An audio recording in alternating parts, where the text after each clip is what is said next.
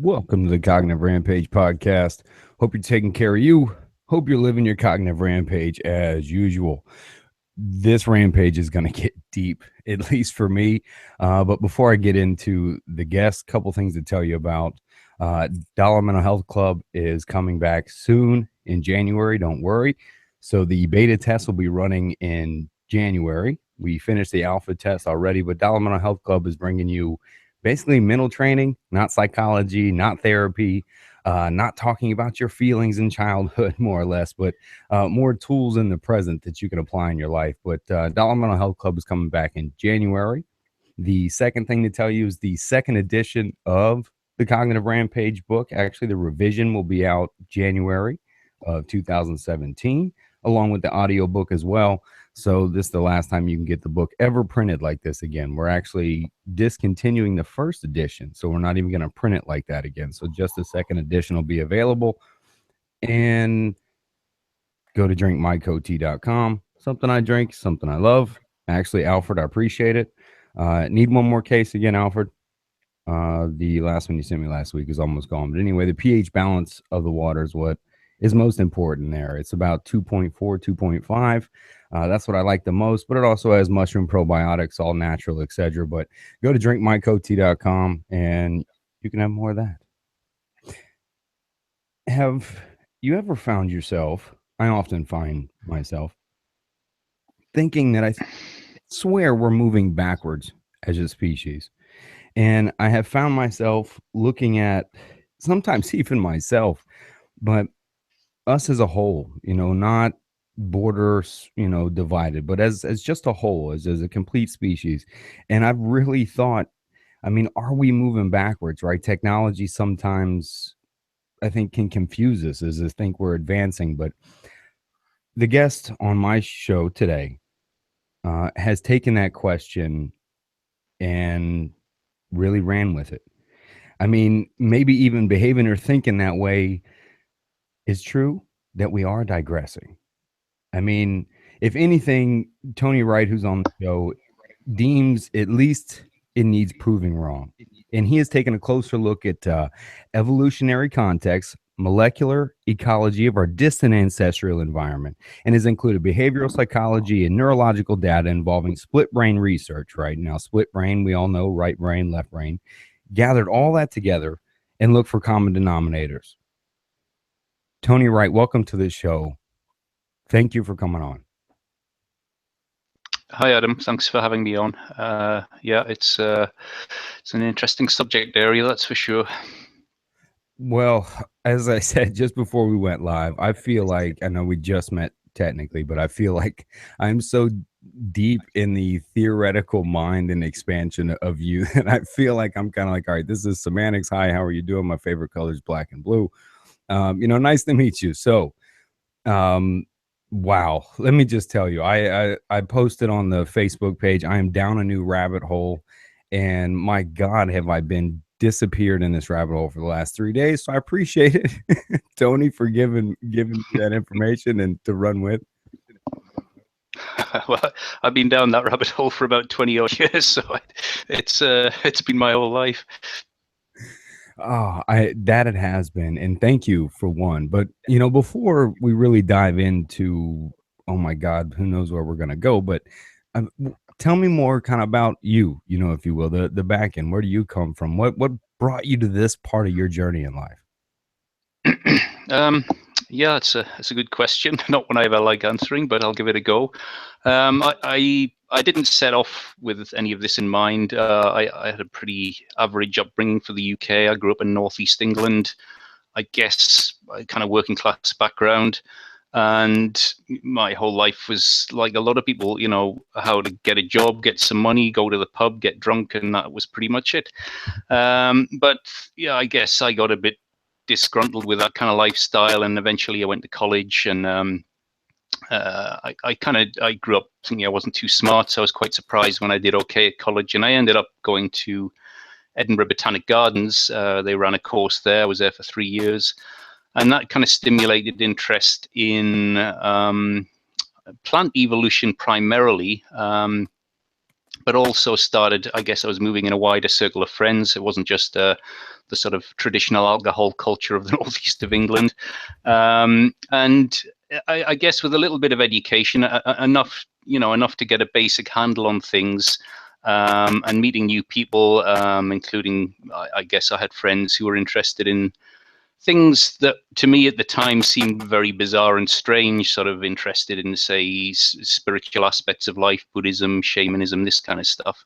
So there was some kind of stimulation there that eventually, I guess, led me to start looking at some of those questions myself, questions that probably would never have occurred to me otherwise. The classic, who are we, what are we, how did we get here? And I suppose I started using the tools I had, and was particularly interested in the ideas of our forest origins, which are fairly well established. It's pretty central to Western thinking that certainly for a long, long period we're in the forest, and having a little bit of a handle on plant biochemistry and so on. It struck me that this was a particularly unique relationship, particularly rich relationship. So I guess that's where the seeds were sown, and amongst other things, this is going back now to about 1991.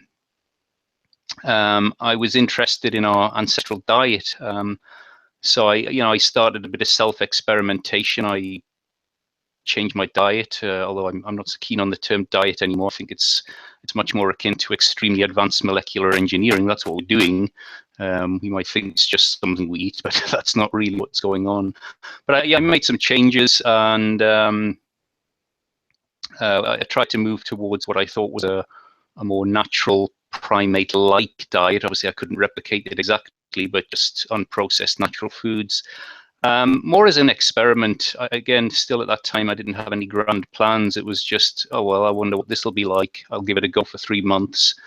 And it ended up lasting for a lot more than 3 months. After about 2 or 3 years, I began to notice some mild but quite tangible changes in my general perception and thinking, the way I thought about things, more visual processing and memory.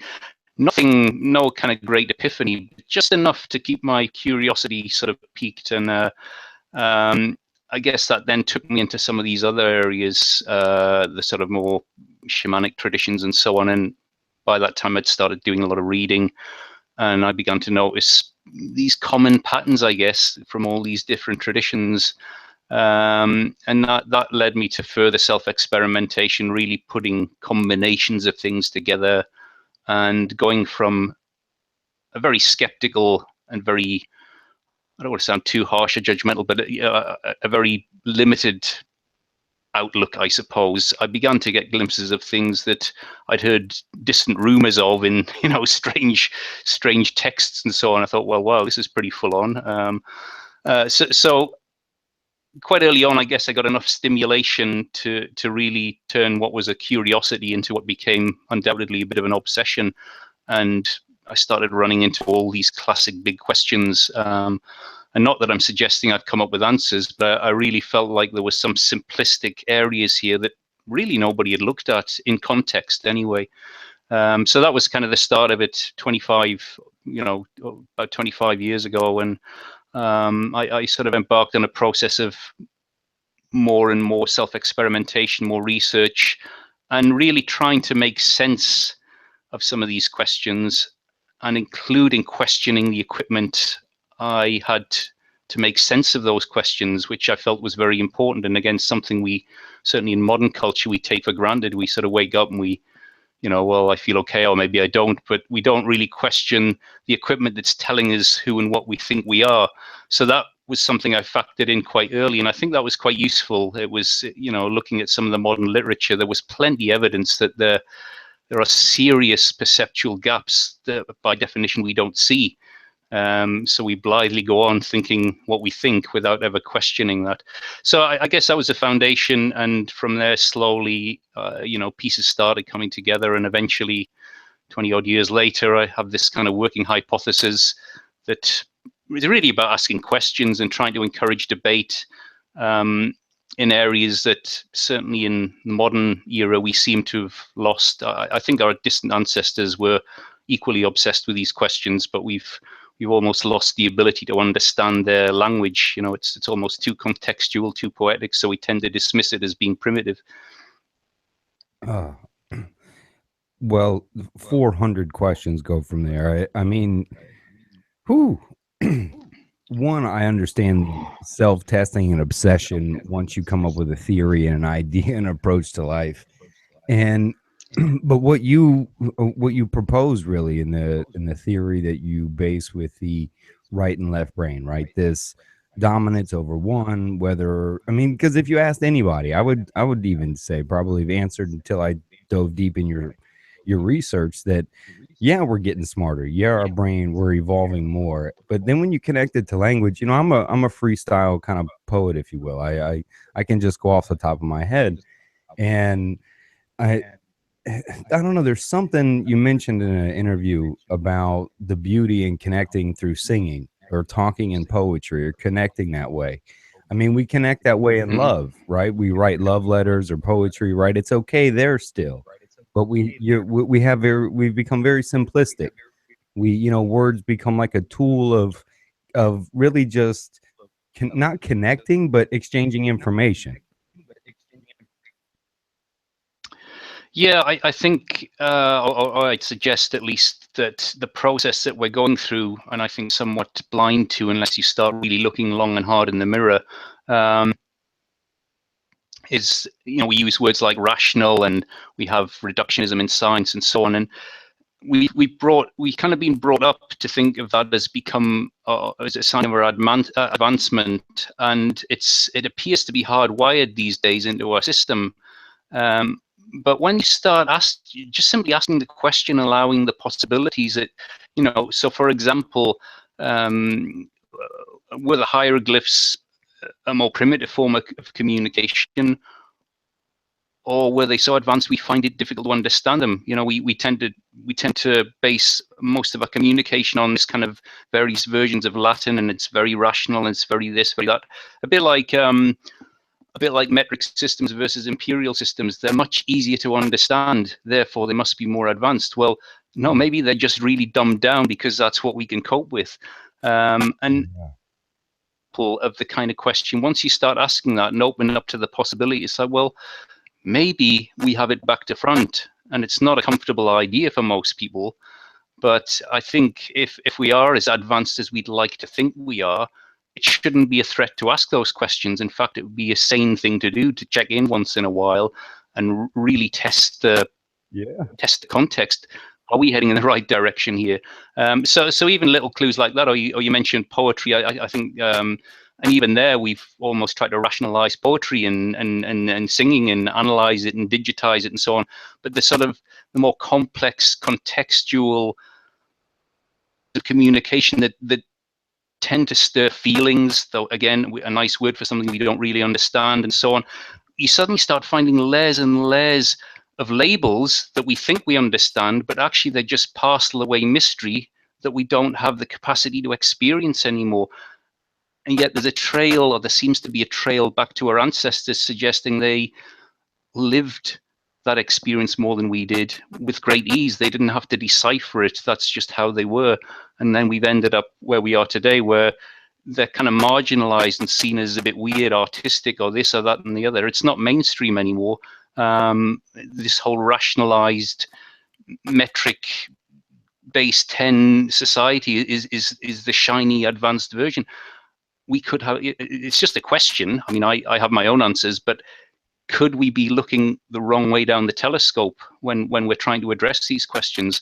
And it's amazing once you set that in motion. I've seen this happen a lot, where people just, they come to talks or whatever with the built-in presumption, yeah, we're getting more advanced, that we got rockets, we got jet fighters, we got this, that, and the other. Just allow yourself to ask the question about these kind of subjects or any other subject, and it's amazing what our own mind can uncover once we give it permission.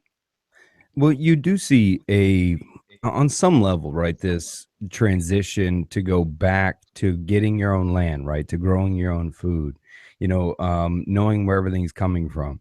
You see this kind of, I mean, if you look at the biohackers, you look at everyone that, people kind of follow, if you will, that don't think they're following anybody, right? Anyway, when that's all, you see this kind of evolution on some level, right? This return there where people are almost can't wait to get out of their job to retire to the woods or to the cabin, to the island, whatever. You're seeing that. And what we would look back at as say primitive, is that more advanced, or is that really moving forward? Is moving to the city and building, the skyscrapers, is that natural because we're human and we're building it? Or is that unnatural because we're following technology as us leaving basically the host of where we come from, right? That's a kind of a different angle to look at it. Yeah, and again, I think it's a central question, at least in Western culture, and possibly, the answers are a little bit more complex. But generally, when you look at what we've created, and again, I think it's a classic pattern of our dominant sort of perceptual system, we tend to see the digitized version. We see the shiny skyscrapers or the new cars or the technology, Yeah. and kind of almost bow down to it. Oh my God, isn't this amazing? The human experience, honest, find me someone living in those kind of environments who's in a state of joy and bliss. I mean, if we haven't managed to create that yet, what we've created are these abstract concepts, and people within it that, they're funneled around like herds of animals, or rats or ants or whatever, stressed to hell, degenerative disease becoming the norm, etc., etc. It's not really a very happy picture, but we're sold the idea that this is what we want. So I think there's a lot of layers to it, and I'm not in any way averse to technology, but I think if you put technology in the hands of someone with mental health problems, shall we say, you're going to end up with a very twisted system at the end of it. There might be some advanced technology there, but what's the general direction? And it's not about exploring humanity. It's not about trying to reach a sustainable state where we're all by degrees in a sort of decent state of mind. That's way down on the list, if it's on the list at all.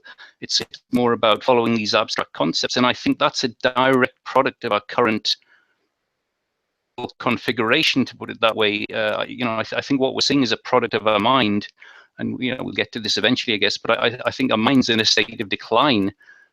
We're just blind to it for the most part, and we still hang on to some of the threads of advanced technology. And even then, when you chase the supply chains, you chase the origins of technology, pretty much all our technology is based on various forms of slavery. To use the equipment we're using today, if you were to chase the supply chains, there'd be children down mines, there'd be lots of pollution, there'd be stress, there'd be people exploited, etc., to get our shiny bits of stuff that for the most part we don't really need.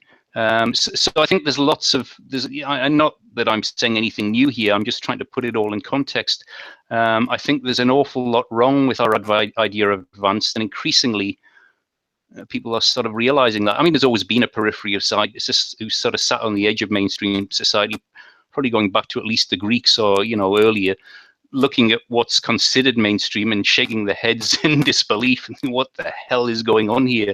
And of course, we have that still today with very good cause. It's and again, it's pointless reading off lists of stuff. We're all familiar with what we're doing to the forests, the oceans, to each other. The best of our technology is deployed to kill other humans. How on earth we can call that advanced in the same context? We like to just separate out the shiny bits and ignore the massive damage to get there. Yeah, you you pointed that out a while ago, which I don't know, 2013 I first heard it. But when we're a species that we call advanced, but we are making weapons of mass destruction, weapons that kill us faster than we're making weapons that actually heal us or save us, more or less prolong us. But I mean, we're moving faster in that direction. So I do look at that, and that's why I open this with saying, have you ever skimmed through Facebook, walked around a city, and thought to yourselves, "Holy, what are we doing here?" Like, just what are we really digressing? Are we looking at? I kind of want to go back to your research of some of the stuff that you found with the left and right brain research, but no, through that I should say.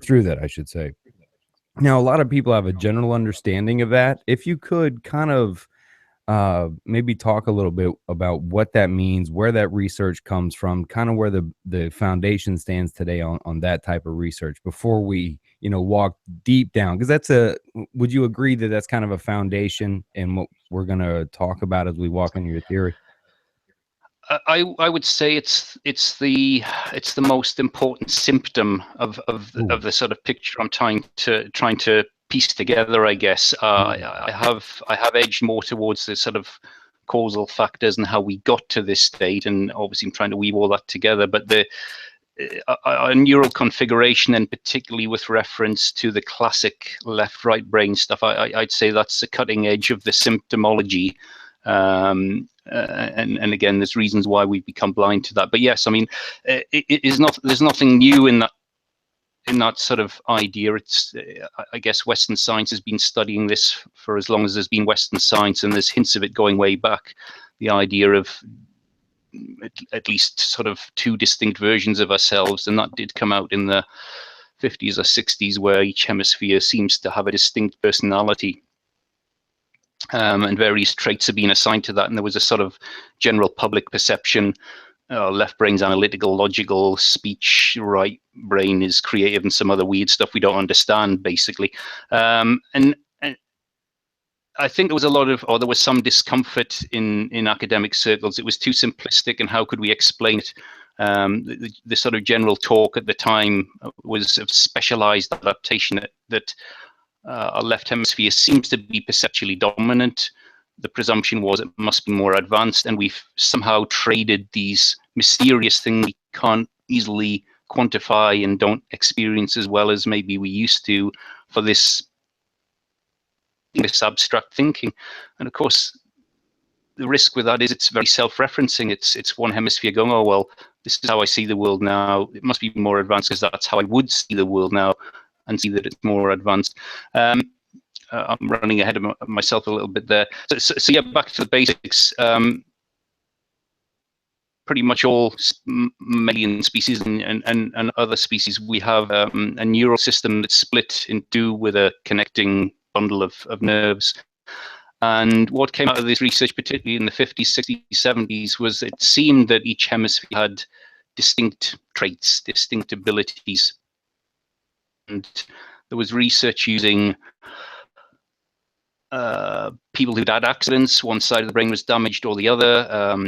Split brain patients were in I think, treatment for things like epilepsy and other significant conditions. There was experimental approaches to cut some of the connecting tissue between the hemispheres. So you got hemispheres that were acting more independently.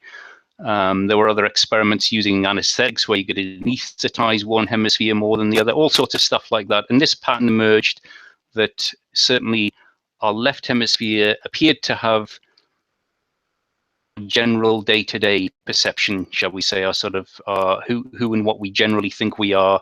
It was dominant for speech, which is generally been presumed to be the kind of one of the crowning glories of human evolution. It sets us significantly apart from most other species, and therefore it must be advanced, and so on. And this persisted in various forms until, I guess, 15, 20 years ago. There was more questions began to be asked about this, particularly with the advent of neural imaging equipment, where experiments were being done where there was an expectation, oh, well, if it's a simple split, you're going to get activity in one hemisphere and not the other, and so on. And as this imaging data came out, it looked to be a lot more complicated than that. You'd get lights going on in both hemispheres for tasks that were presumed to be more specialized. So there was a general trend then to dilute or dismiss the simple left-right brain theory, and that still persists today. Yet it cannot address these experiential experiments where you had people with one or the other hemisphere due to surgery, or one hemisphere that had been significantly damaged, or the other. So there was a real life experience going on there, not an interpretation of imaging data. And the experiences in that early research, I think, has been somewhat glossed over, in part because it was difficult to make sense of it, and in part because of the imaging data. But it's been a really good review recently. A chap called Ian McGilchrist, I don't know if you've heard of him. He's written a book basically about the left and right hemisphere. The right and left hemispheres, the master and emissary, or something like that, I think is the title. And he reviewed all the left-right brain research from way back, right the way up till, you know, about 4 or 5 years ago when the book was published, and clearly makes the case that this idea that it's not a simple dichotomy is false. There is actually still a very, very powerful dichotomy there. And where it gets interesting, of course, is we're talking about this, we're analyzing it, but we're trapped in the system of dichotomy to even try and figure out who and what we are. So I think it's interesting to start looking at that data and look at the possible limitations of a dominant hemisphere.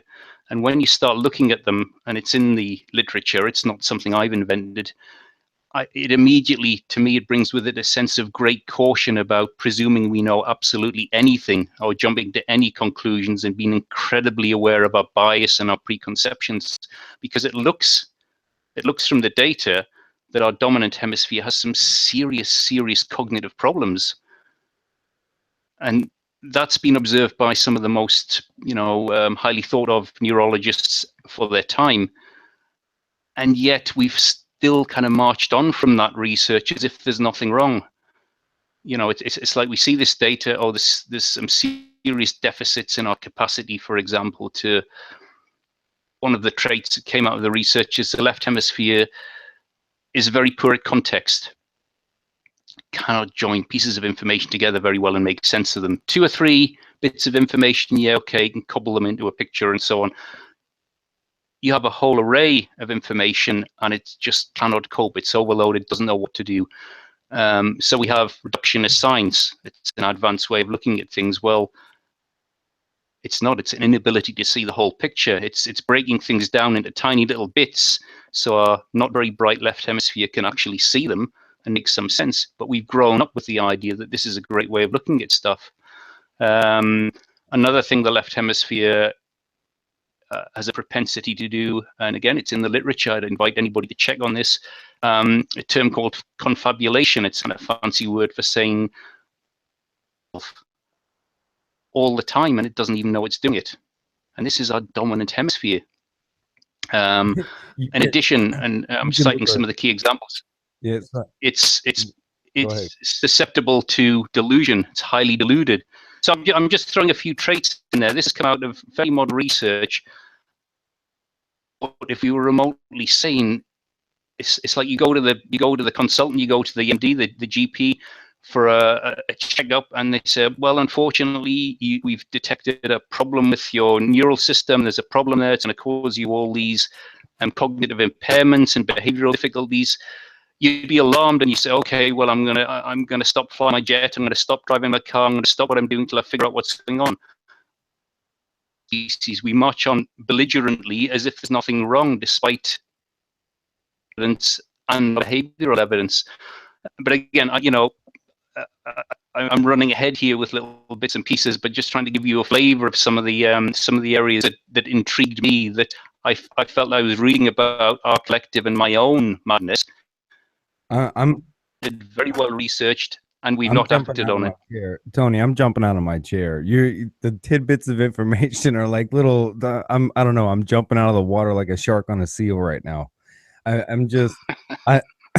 These are the thoughts that part of the rabbit hole I've just like entered. Like those are the first couple like entrances, like walking into your work and thoughts, and as a mental health counselor, right, and seeing this emergence you've talked about and briefly touched on, the emergence of mental health illness, if you will, and different types of it and different variations of it. And I mean, you can almost see that, right? You see us going mad, if you will, or going primal, almost, right? Returning to this primal nature, if you will. Yeah, I think it's a combination. I think we're part seriously mad in a not very good way, but this part of us still has Sorry to cut you off. I remembered one point. In this emergence, I wanted to be more specific of this personality disorder, this narcissist, the antisocial, this ability to cut off emotion, logically think ahead, and then when you mention lie to yourself, I mean, this part is huge because I know you're only mentioning symptoms, and you're basically proving the point of your theory ahead of time just by mentioning symptoms of it. I mean, in the book, I talk about creating perceptions based on what we experience is a superpower that we can choose. It's psychology. It's how we do that. But some people, aka every politician on the planet, somehow has the ability to go, this is just, this is right, right? I mean, we do it personally, right? About what we do with our neighbor or the guy who cuts us off in traffic. You see that, you find this. I can play checkers, right? The person can play checkers. I can move here and here. But if it has to move beyond to like 10 chess games at once, to which is the life we lead, that Yeah, is too yeah. much. And you see in psychology, I would bet on the response is aggression. That would Hmm. be my response. If you take the left brain, and just to update people, those trying to to catch on, is the left brain is the analytical, the math side, the language side. The right is the more creative and empathetic side. And the empathy speaks when I look around the world, and empathy speaks to the right, would be right dominarans. Oh, just look at our history. There's no empathy there. Well, I think recorded history sums it up, and there's even a clue that we even have to record stuff, because our Adidic, our phenomenal memory, all the data suggests it's right hemisphere, and our left brain is invented a term for its own memory, short-term memory, working memory, because it's absolutely rubbish. But somehow that's more advanced because, Oh well, we don't man, want to carry all that it information, and so on invented. it goes. Oh my God, it But invented its going own back to name. Tony, you gotta, the man, well, you're dropping bombs, man. this is part of. I mean, we're having a laugh here, but it's a very serious subject. And Yeah. I mean, if you don't have a bit of a laugh with it, you'd end up just running away to the hills, I think. But I think that's part of the dynamic I'd like to try and establish. Just this idea that, you know, back to those questions: who and what are we? Well, it appears based on the general information that we somehow we use our brain. I'm not saying we are our brain, but it seems to be an important piece of equipment in our perception. I think that's a fairly safe thing to say. And if that's working, if it's near optimal, then great. We just get on asking these questions. But if the glitch is in the equipment we're using to ask the questions, then we got a real kind of weird hall of mirrors to navigate. And I think the challenge with Western science in particular, there seems to be a massive gap there straight away, because generally, as far as I understand the scientific principles, and I think there's a lot of merit to them, you do not presume anything. You do not presume your primary instrument of investigation is working. You at least test it, you check it, you calibrate it, and you do that on a regular basis. Well, we haven't done that at all. We've just launched into, well, what's going on here? I know, we'll invent some language and make some equipment and look at the results. Now we know what's going on, without ever asking whether the central equipment itself is even remotely functional. And that might sound outrageous, but really big clues that we're not just in. I mean, we're increasingly, we know we're in trouble because of the symptoms of what we're doing to the planet and each other and so on.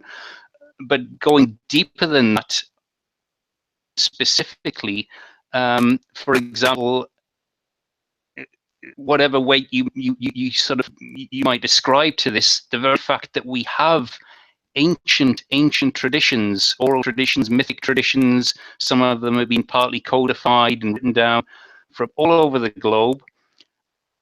Much the ancient ones, not the most recent ones, the very ancient ones, it all suggest at one time we were very different, things were pretty cool, and then something went wrong and we've ended up going bonkers, basically. That's kind of what they say.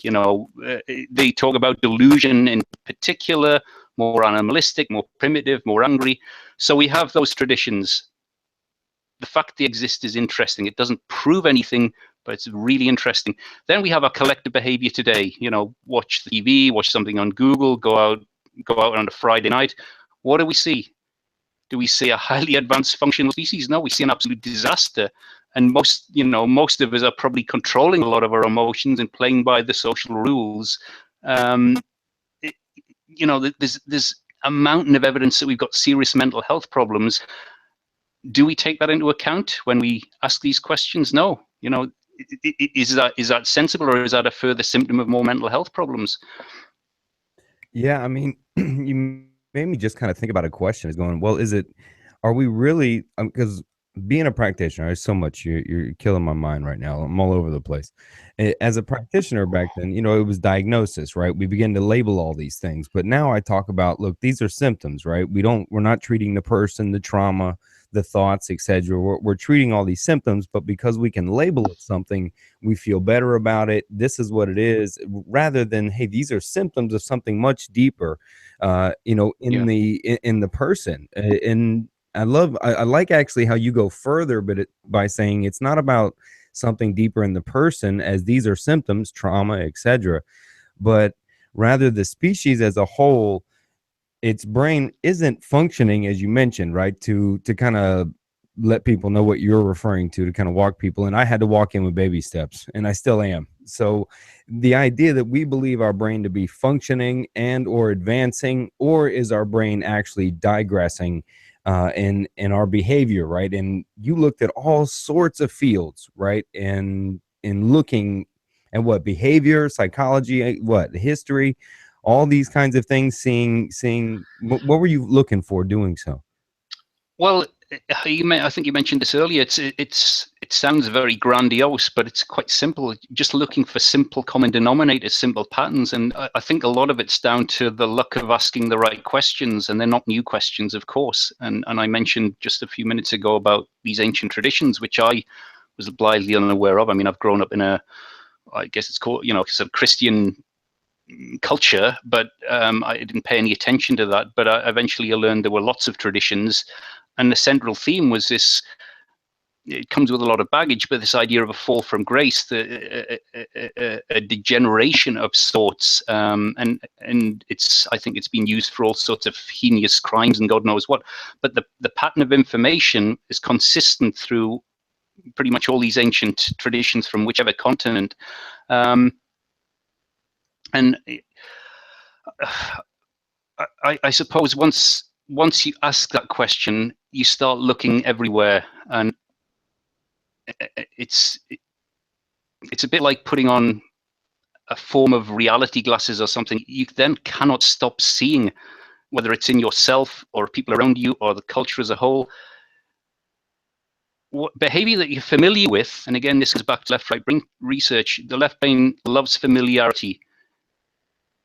Hang on to what is familiar at the expense of almost life itself, rather than dare make a change. So what we're familiar with seems normal, but of course we now have 10,000 versions of normal.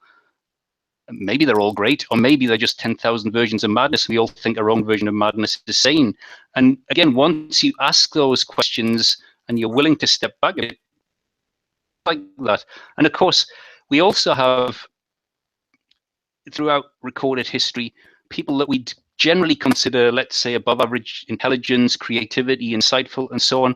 A whole range of people who've come to humans are clinically insane, or similar words. Now, if somebody came up to you and said, "Hey, mate, I'm sorry to say, but you might go, oh, well, who's this guy? I don't really care." But if you have a whole succession of highly intelligent people who you respect saying some cognitive problems here, you might start paying attention, unless you're so lost in the nature you just ignore it. Well, that's what we have. We have all these people warning us all the time, and yet we still ignore it. And I think all I've done is just ask those questions and looked, as you say, for behavioral traits. If we have a neurological problem, we're going to have all sorts of symptoms, behavioral traits being an obvious one, perceptual traits, including perceptual deficits. Again, you look at the cognitive dissonance that I think you touched on before, the obvious class of politicians. Well, I think there's a really good correlation between the degree of dysfunction that I'm proposing. The symptoms that come with that are increased fear. If you're losing your senses, you tend to become more frightened. Desperate need to create a sense of control. It's an illusion, but you desperately try to create it. So we've ended up, I think, with the cognitive or a neurological problem that facilitates the advancement of people who are more desperate to have control. Neurological systems, that societal systems that encourage people more determined to be in control, that just happen to be less functional. Well, that's exactly what we got. And not that it's anybody's fault, but the collective left brain dysfunction has created a system in its own image that perpetuates its own madness, in fact accelerates it, because we let the least functional people decide what to do. And that's insane, surely. And yet we know it inherently. It's not a new idea that the politicians or the bankers or the whoever are crazy. But actually, what we really think about, no, they're clinically insane. Why on earth are these people, through no fault of their own, allowed to make decisions on our behalf? And are those decisions going really well? Nope. It's a disaster, as you would expect. And back to your point on advancement, we have an account of a history for the last 2, 3, 5,000 years or whatever, reasonably accurate for the last 500 years. Are things better? Or are we on the edge of self-annihilation? How can that be advancement? We're worried about destroying ourselves. That's not a discussion amongst an advanced species. Yeah, it's screaming at us in the face. And yeah, we are reacting a little bit. I think if we really took on board what we're doing to ourselves and where we live, a perfectly sane response would be to weep and to be, in desperate despair. And yes, some people are, but we're encouraged to do more of the same, the very same thing that's been damaging us. I have to be careful because I get on rants in all these different areas because it still fires me up. But my passion has been to try and get below the symptoms and look for causal factors in such a way that might be able to help us. I'm not really interested in joining a club of people who said, yeah, we're insane and that's it. That doesn't interest me. Is it possible to find the causal factors in such a way we can actually do something about it? That's what excites me, and I actually think that's possible. I actually think we already know a huge amount about how our neural structure and neurochemical regime, so the basic structure of the brain and the chemistry that we allow to run through it, correlates with our behavior.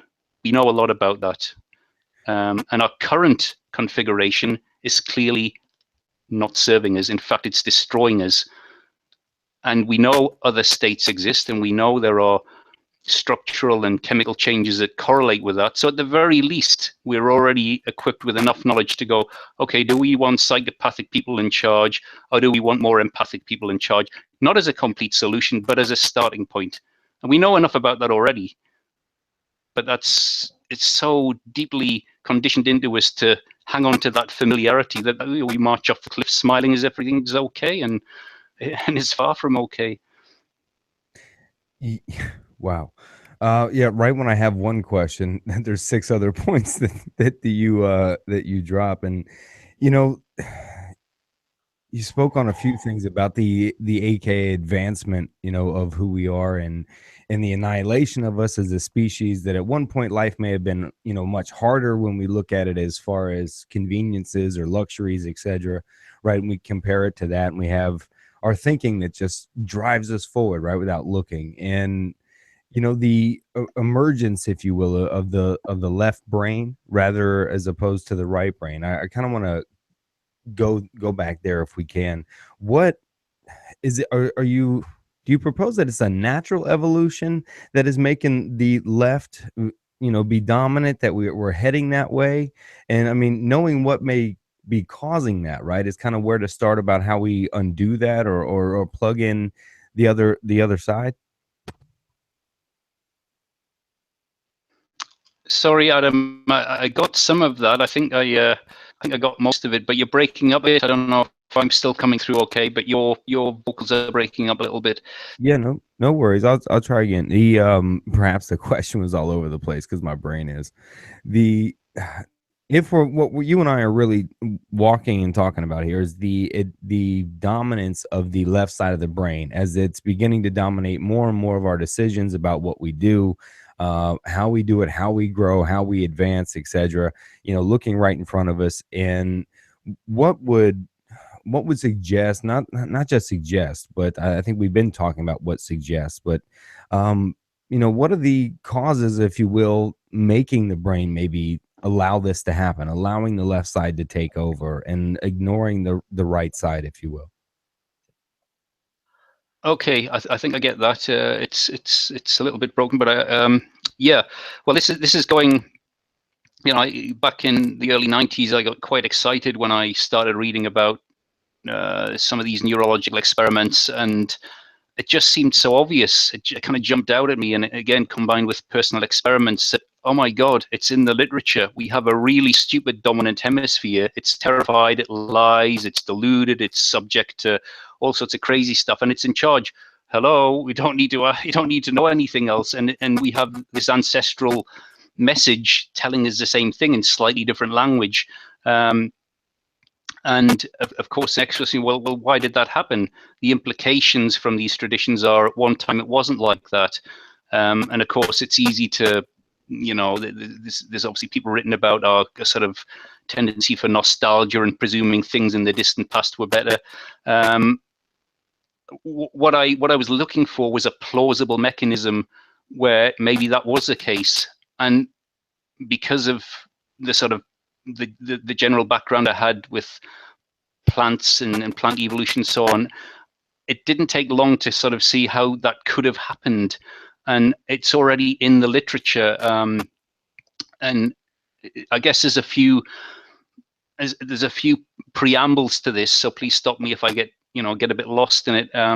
But I think with the advent of kind of Darwinian theory and so on, which it's obviously an ongoing work, and some people are critical of it, but I think it's been pretty damn good at explaining a lot of things, or offering an explanation for the emergence of species and evolution and all the rest of it. And we seem to be the only species engaged in that process, kind of looking into ourselves a little bit. So there is some uniqueness there, or it would appear that way. And I think there was so much expectation that because so much had been answered by this general theory, that we would be able to answer our own history with the same kind of approach, and explain some of our unusual traits, our unusually large brain, our apparent or alleged intelligence, and a few other traits and so on. And I think in combination with some of the early fossil finds in what were presumed to be non-forest environments, you put these things together, and there was an expectation almost that the answer to these questions was hostile environments, competition, the classic drivers that have explained a lot of things. And that's kind of understandable, even though it was understood even then, and certainly more so now, that for the longest part of our evolution, we were living a very different life. We were living in the forest dwelling species. And not only that, we weren't just living in the forest, we had a very, very bizarre and very unique relationship with the forest. So I got to thinking, well, okay, unique traits in humans, or fairly unique, shall we say, what are the unique things in our history? So you look at that, and the thing that jumps out immediately, or it did to me anyway, is that this relationship with the forest, well, actually, it's what's called a symbiotic relationship, a very close, evolutionary, entangled relationship, where we were ingesting the sex organs of the flowering plants. Flowering plants are just the sort of generic name for the forest trees and so on. It's a class of the plant kingdom which is dominant in the tropical forest. So the plants that flower, and then we think of fruit, well, it's a snack, it's this, that, and the other. It's a highly advanced evolutionary organ designed to propagate, or to reproduce, for the plants to reproduce. Well, we formed a relationship with this sex organ, ingesting it. That's that we existed by eating the sex organ of a whole other kingdom.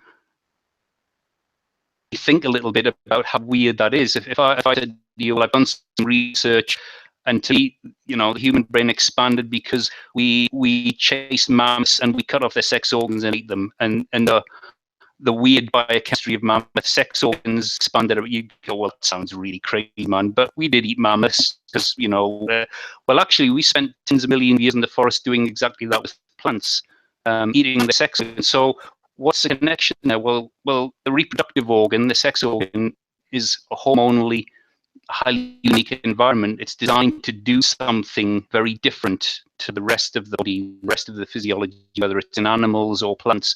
It's all about hormones, and it's all about creating a very unique environment. So I'm trying to get to the point. What we were doing effectively, and I emphasize effectively, is you're taking a mammal, a fairly typical mammal, the mammalian genome, the mammalian brain, nursing it, productive organ of a whole other kingdom, and live for millions of years. That's what we were doing when we had this relationship with plants. We're flooding ourselves with plant biochemistry. It's got a weird hormone reactive profile. It's designed to create a juvenile environment for we call them seeds. Creates this very specialized environment, and the seeds develop. Well, that's what we were doing. So that's what jumped out at me. That is so bizarre. And there's a lot more we can talk about. I'll stop there. Yeah, I would listen for hours, but actually, something new jumped in my head. When you were talking, even when we look at history, we look at luxury when we relax, right? It's always kicked back somewhere, relaxing, eating grapes, right? It's always eating the fruit. This is always the luxury of the history we know. Kings and queens. This is what it was, right? These were luxury thing. Fruit around was, to have that around was a luxury. And oh man, you touch on so so much. It with too many questions that run through me. When you start talking and go on rants, I think I've met my match on what I call the cognitive rampage, where somebody goes down on a topic or a development, and let's see. Look, I sat here and listened to you for like 3 days, Tony, and I was listening actually about 2 weeks ago, and wrote down something that I wanted to. How do you handle trying to grasp, thinking that your own development is in digression, and the species that you live amongst doesn't know it, as it plows forward into a loss of humanity almost, and doesn't realize it, or even is not even willing to take a look at this possibly even happening?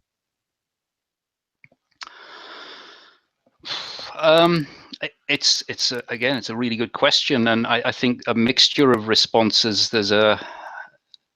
In some ways, there's a sense of hope. Actually, I think if our collective behavior is as good as it gets, if we're fully functional, if there's nothing particularly wrong with our neural system, oh my God, then I can't see any hope, to be quite honest. If it turns out that there's a pretty serious neurological cognitive problem that in principle we could treat and change very rapidly, then even if we're blithely unaware of that, that's still hopeful. There's still a possibility there. So that's kind of what I've latched onto. It's like, okay, it looks pretty mad to me. I'm not alone in that. Many people over however long think things are pretty dire, and increasingly we look like we're hell-bent on our self-destruction, and at the very least creating the most miserable lives we possibly can. Within that, if there is a serious problem, it opens up the door to radical change. So I guess that's what I focused on. But sometimes it's felt like overwhelming, and obviously I've questioned my own sanity many times. But that kind of goes around in circles because, well, if I'm completely insane to think this, and how do I explain that level of insanity, and why have other people thought like this, and so on. So it does drive you a little bit bonkers. But I guess that comes with the territory, really. And as I say, it offers an explanation to me that it makes sense. It makes sense, and wherever you go, you see it more and more. Once you open that door, you cannot not see it.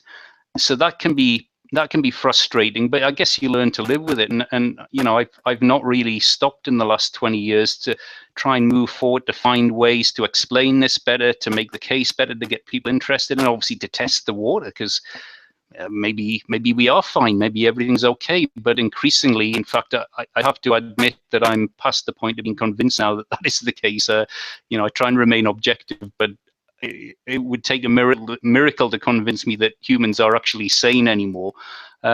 So I find it potentially hopeful, but equally it's very frustrating when you're with your own limits, because obviously I have this condition, I have my own limits, and you're trying to move forward with an idea that runs straight into all sorts of preconceptions. It frightens people, it overwhelms people, people want to dismiss it, people don't want to talk about it. I mean, some people do, and increasingly people are, and that's great. But it is a little bit like some uh, precognition of something. I don't know, like there's an asteroid coming, for example, and all right, it's a dream, but you know for damn sure it's real, and you're sort of saying, well, hey, we need to do something about this, and the initial response is somewhat disappointing, to say the least.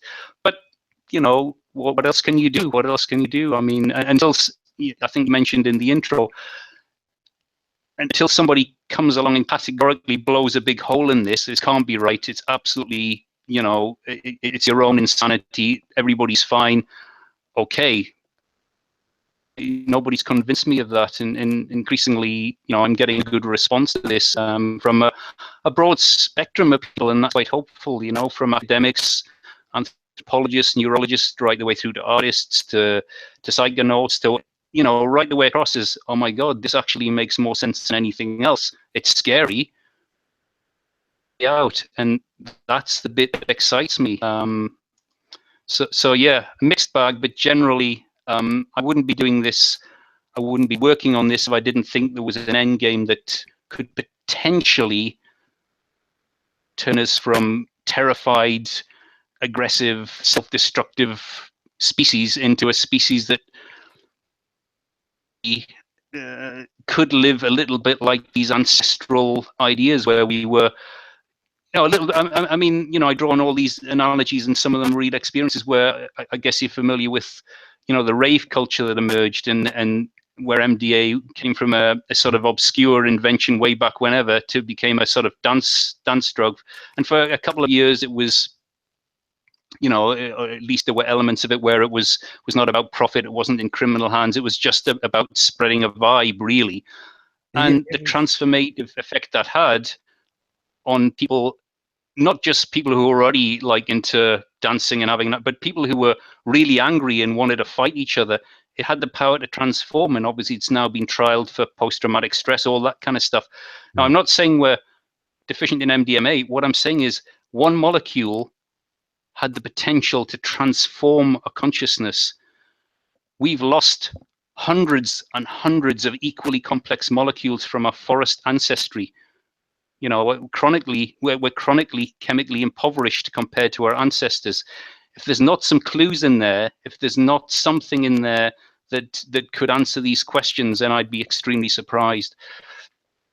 I have a few things to connect. Maybe we look at, I write about even, mood modulation, right? People look at addiction, drugs, gambling, jumping out of airplanes, whatever it is, whatever mood modulates, reading, napping, meditation. At mood modulation as being something almost instinctual, right? That you look at a kid that's 2 years old, 4 years old, maybe, I don't know, and uncle's throwing him up in the air. It's repetitively asked, right? Do it again, do it again. The kid just spins around in circles for no reason, drunkily, almost looks drunk, right? Falls.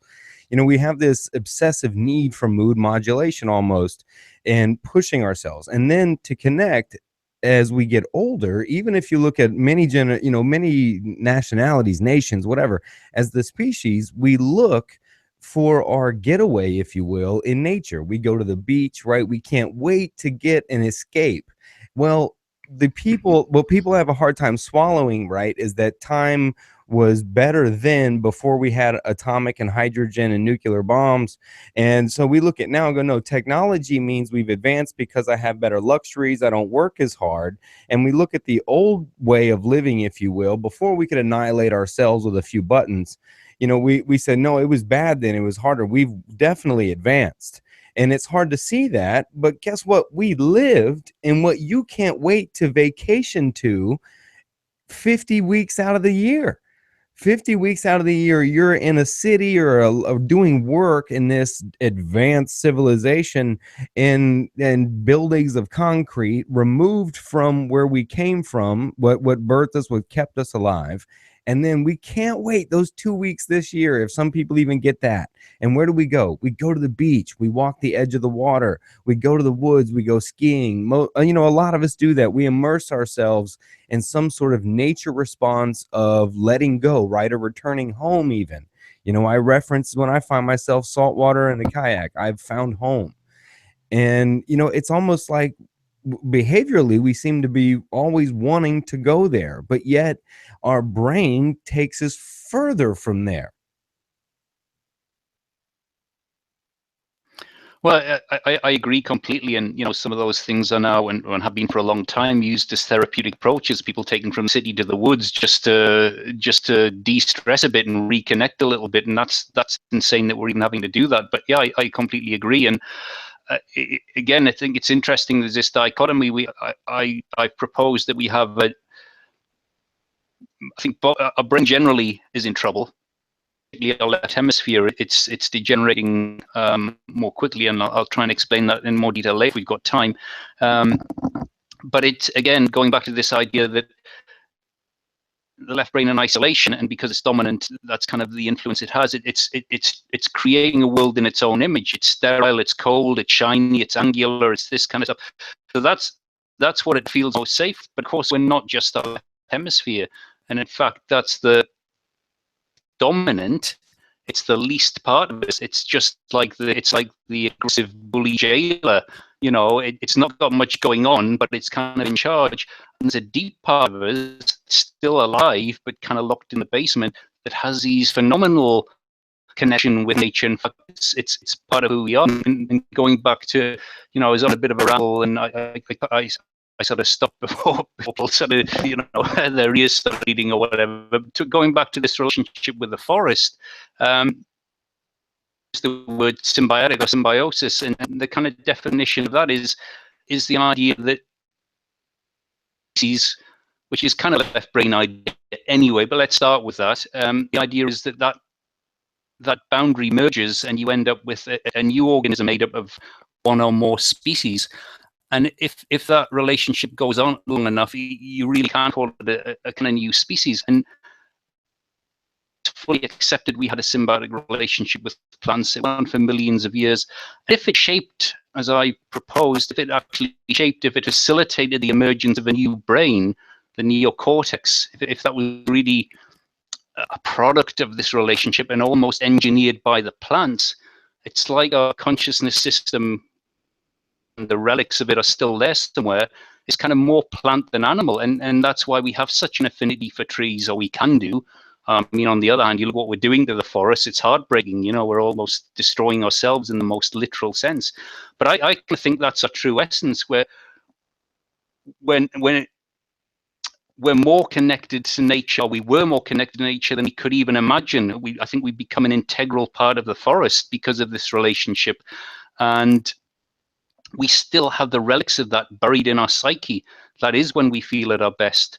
That is when we feel at our most at ease. And it's, you take someone who's stressed, get them into nature, and they start relaxing straight away.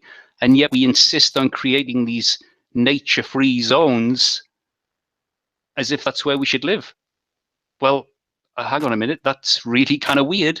That's like taking a fish out of the water and going, well, that's a good idea. I mean, it evolved there forever, but let's put it somewhere where there isn't any water. It'll be fine. I mean, it'll adapt. It'll build an aqua lung, and that's really cool because it's more advanced now. Well, that's kind of what we've done. Yeah. And we still accept it, Oh, I'm sorry that I laugh, because it's almost the only way you can swallow that shit. It's about the only way that you can go, I see that, you know what I mean? We continue to develop in a way, we divide in groups. All right, yeah, that's a place I wanted to go to. You could almost say that we live in a dualistic time, right? That you're on one side or the other. It's some issue, it's some identity, and some religion, and some belief, right, in this world, this division. Could this division, somewhat have to do with, our dominant sides, a side that we either help cultivate, whether we nurture our left side or whether we nurture our right side, and then we use the psychology to anchor beliefs. You know, I like to talk about there is no truth, that there is no reality. It's just what we shape and create. And if you can come to accept that wildly crazy notion, well, then you have this superpower almost, right, to control what happens. Well, I would say yes. It is to do with that. I mean, if I can as briefly as I can just provide a bit more context, and again jump in if it goes on too long. But going back to this forest relationship, and I'm going to just throw in some summaries, and hopefully that'll become self-explanatory, or your listeners can follow up later or something. But I'm just gonna try and summarize what I think happened. Obviously, this is a proposal; people can take it or leave it. But this relationship with fruit, okay, it's fruit, as I said, is a juvenile inducing environment, a bit like the mammalian uterus, rough parallels there. So you immerse a mammalian species in that environment, creates a juvenile or juvenilizing environment, makes us more juvenile, and our brain. And of course, the brain that grows in that environment, by definition, is more juvenile. So you get a new brain that begins to emerge. It's more juvenile, both in its chemistry and its structure and the way it runs a system. So it starts running a more juvenile system, a bit like children. You know, we go through all these phases still now, like a young child, an infant, or a juvenile. They produce hormones that keep them juvenile because they have a more juvenile brain. It slowly changes with puberty and so on. So what I'm proposing happened is this relationship with fruit created a new juvenile brain, began proliferating. It extended our juvenile period, so we had longer time to grow a new brain. And this thing that emerged out the top of the old brain was essentially a juvenile brain, an increasingly juvenile brain. And the bigger it got, the more hormones it pumped that were more juvenile and allowed it to grow bigger, and so on and so on.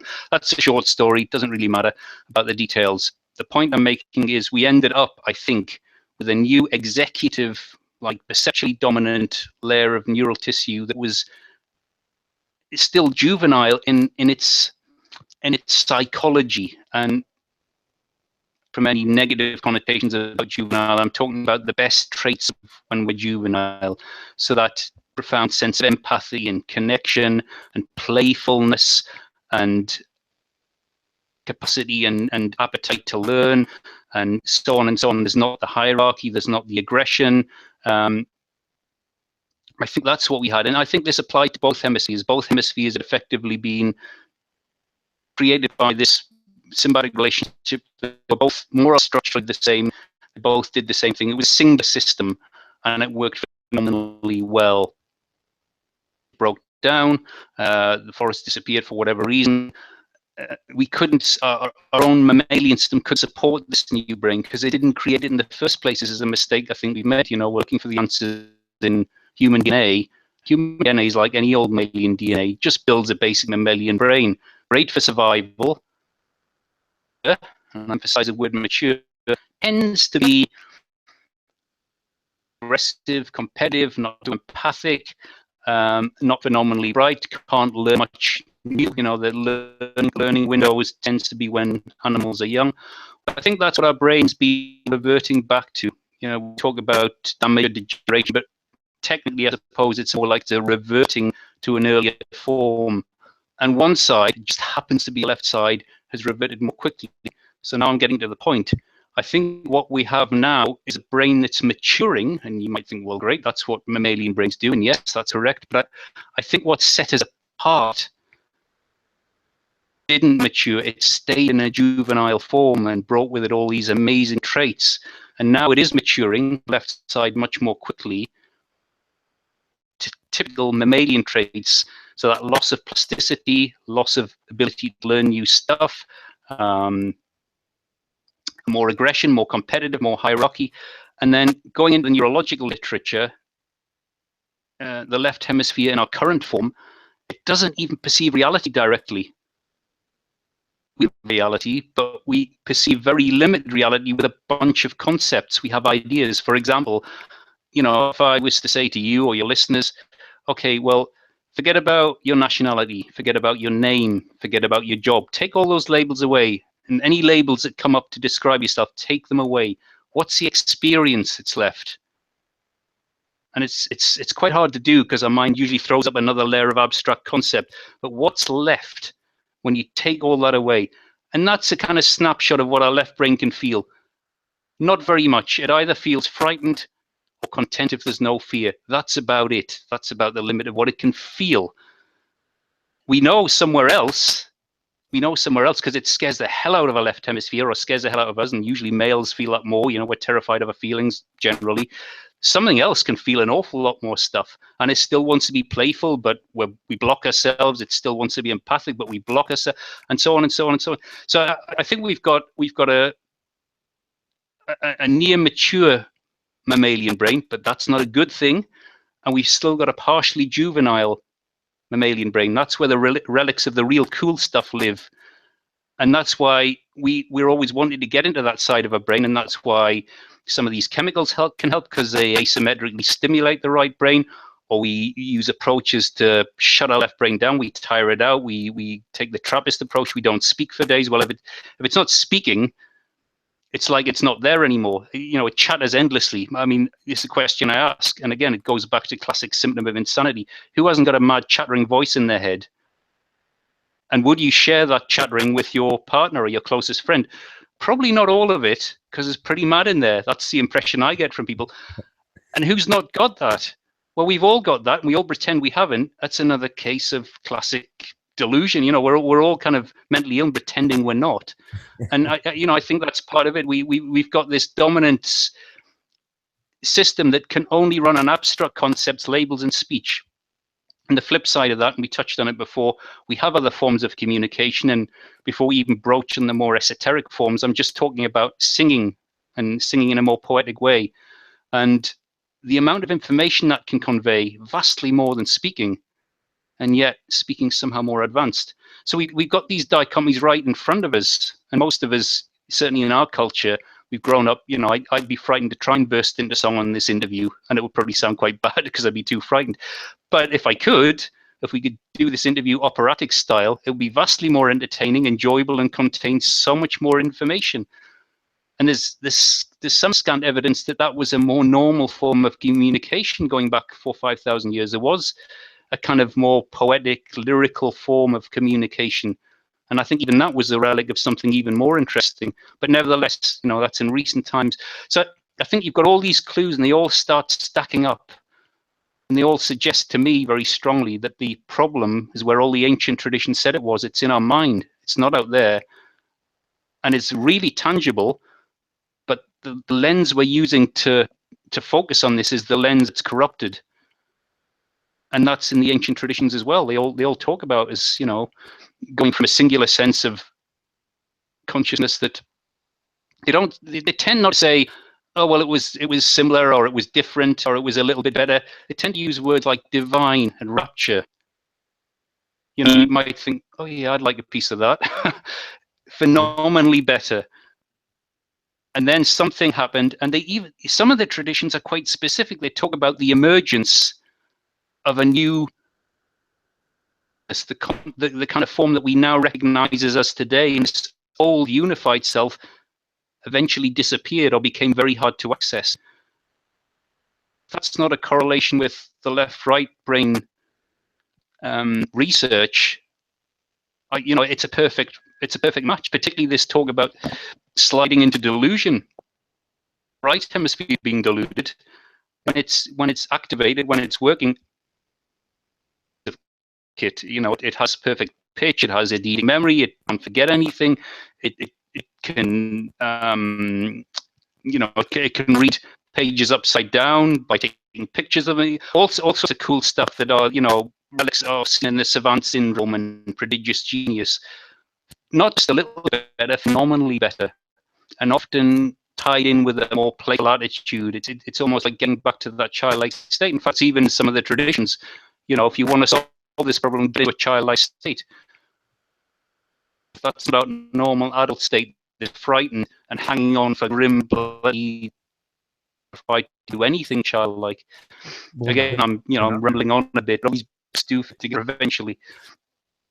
No, I mean, I think it's right on with even psychology research. It's denial as we get older, less likely to take risk, right? We look at people of ancient times, right, as crazy, if you will, of believing anything that may be mystical, or use words like divine and rapture. And today things are more analytical. It's definitely more, no, prove it to me, show me the bottom line, how'd you get there? Even our research, the way we do research today, like you said, is we pull small bits out to try to understand it rather than the abstract big picture. We can't see that, and yet we ignore it and label it as advancement as we march forward in our advancement of degeneration.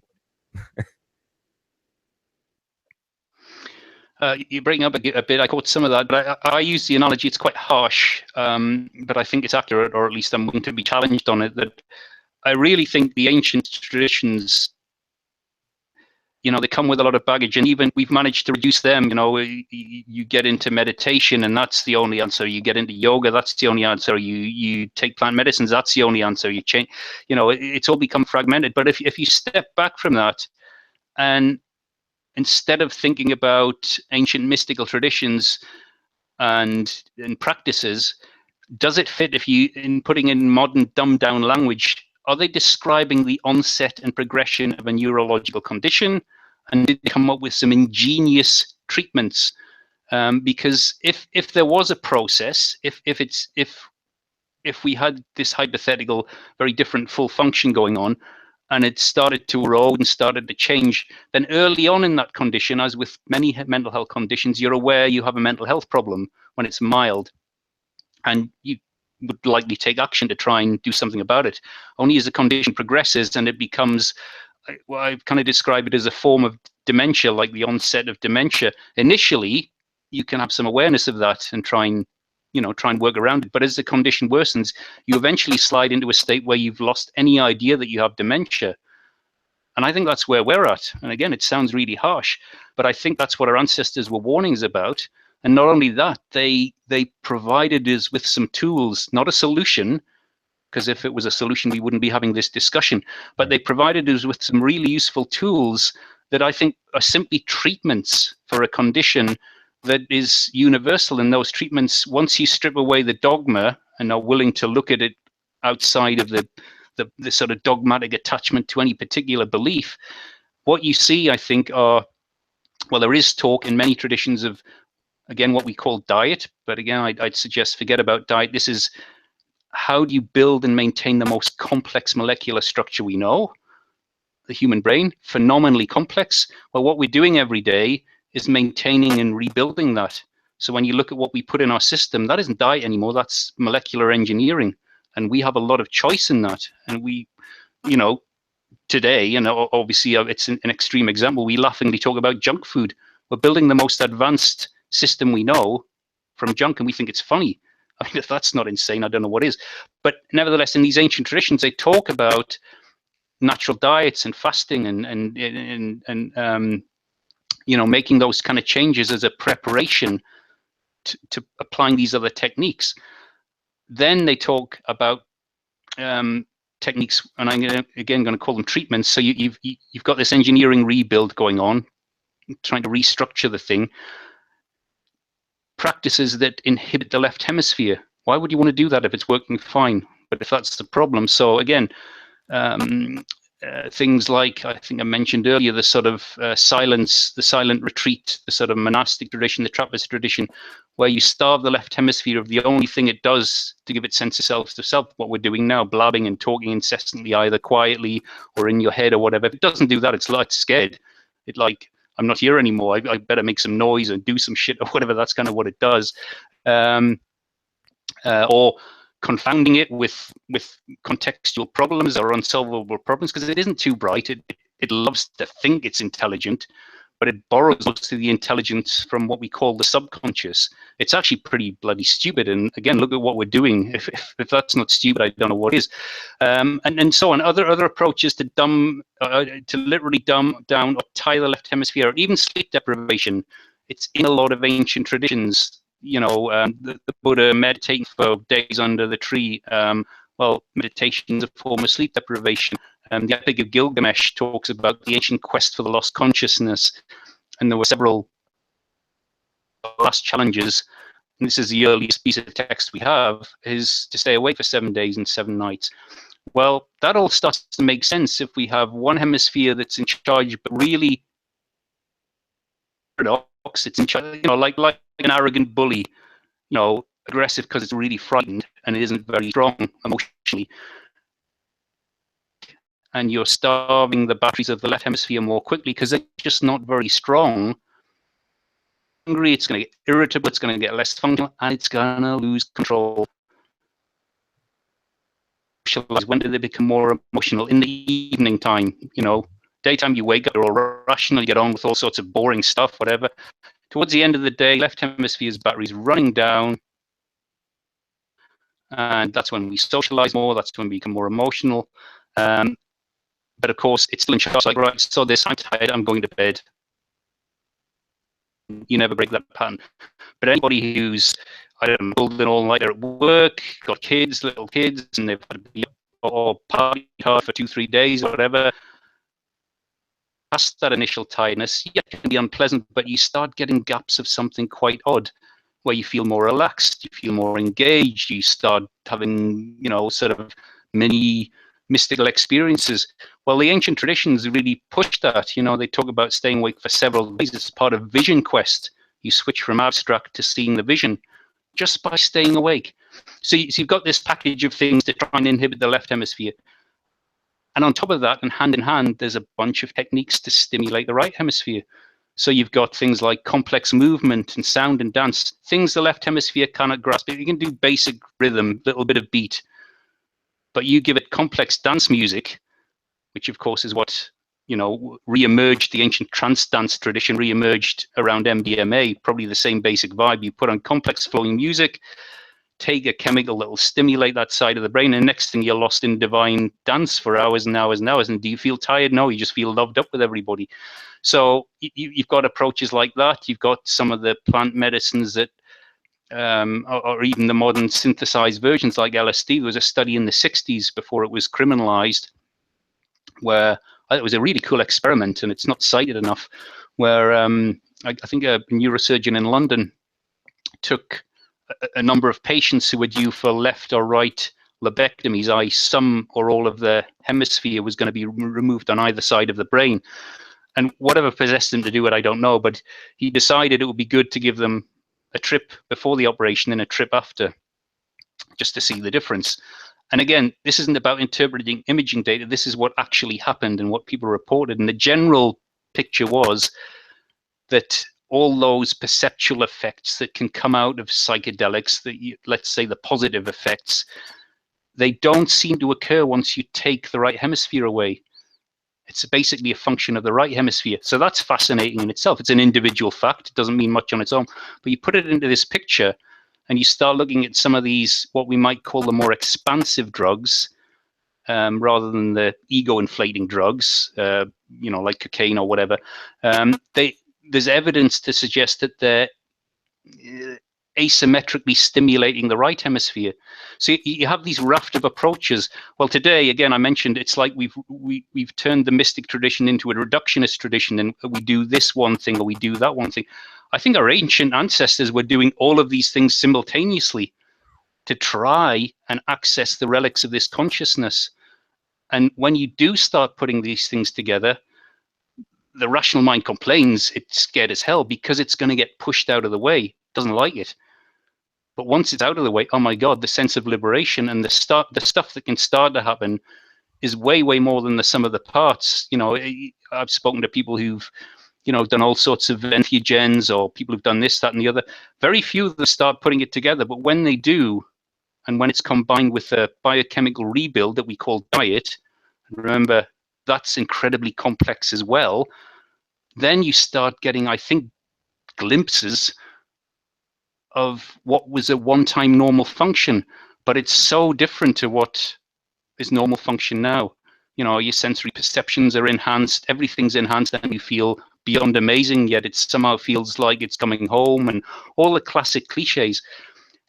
We still have the wiring for that, regardless of what theory explains it. We still have the wiring for that. We know how to approach that. We probably know how to approach that quite safely if we followed the apprentice and education approaches of ancient tribal traditions, that's on offer now. And yet we legislate against it because that's somehow a threat to what we're doing. You know, there's so many layers to this, and yet to me, it just comes down to, yeah, we're brain damaged, and the part of our brain that's really damaged is running the show, and as long as that goes on, we're screwed. Well, when I see it almost, we are finding ways to fight it, right? I mean, we all have our ways, whether it's finding flow state in some way, right? Or taking psychedelics, or I've done all of the above, or finding different ways, right? I spoke about mood modulation in us. Like, we're all trying to find a way to modulate that mood or go beyond it, but almost access that right side of the brain, that creativity, and shut off that side.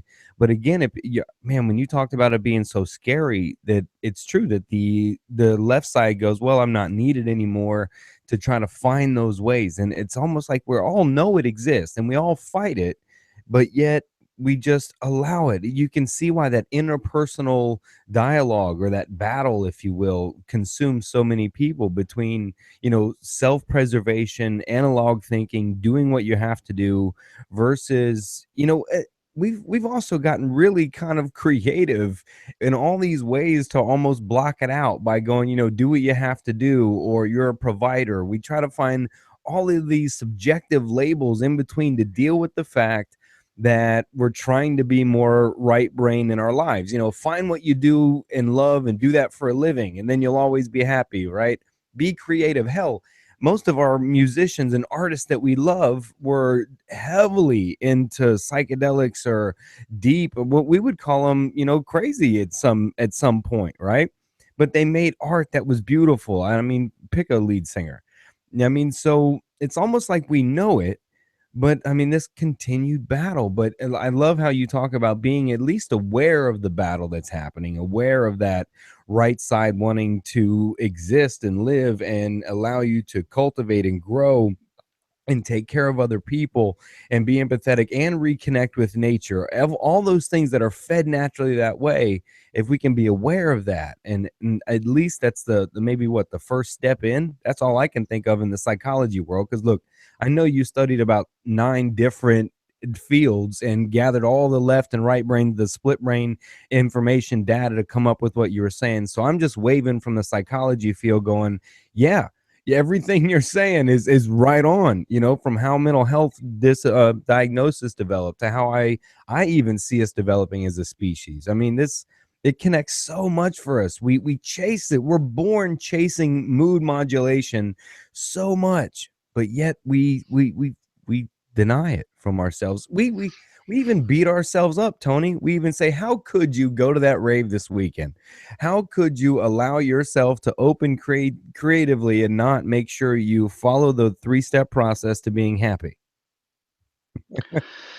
Yeah, but I guess it's inevitable if we have ended up in this position. It is difficult to make sense of it, that we proactively create and choose incredibly stressful Tony, and Tony, sorry to cut you off. I forgot my point is how could it not be degenerative?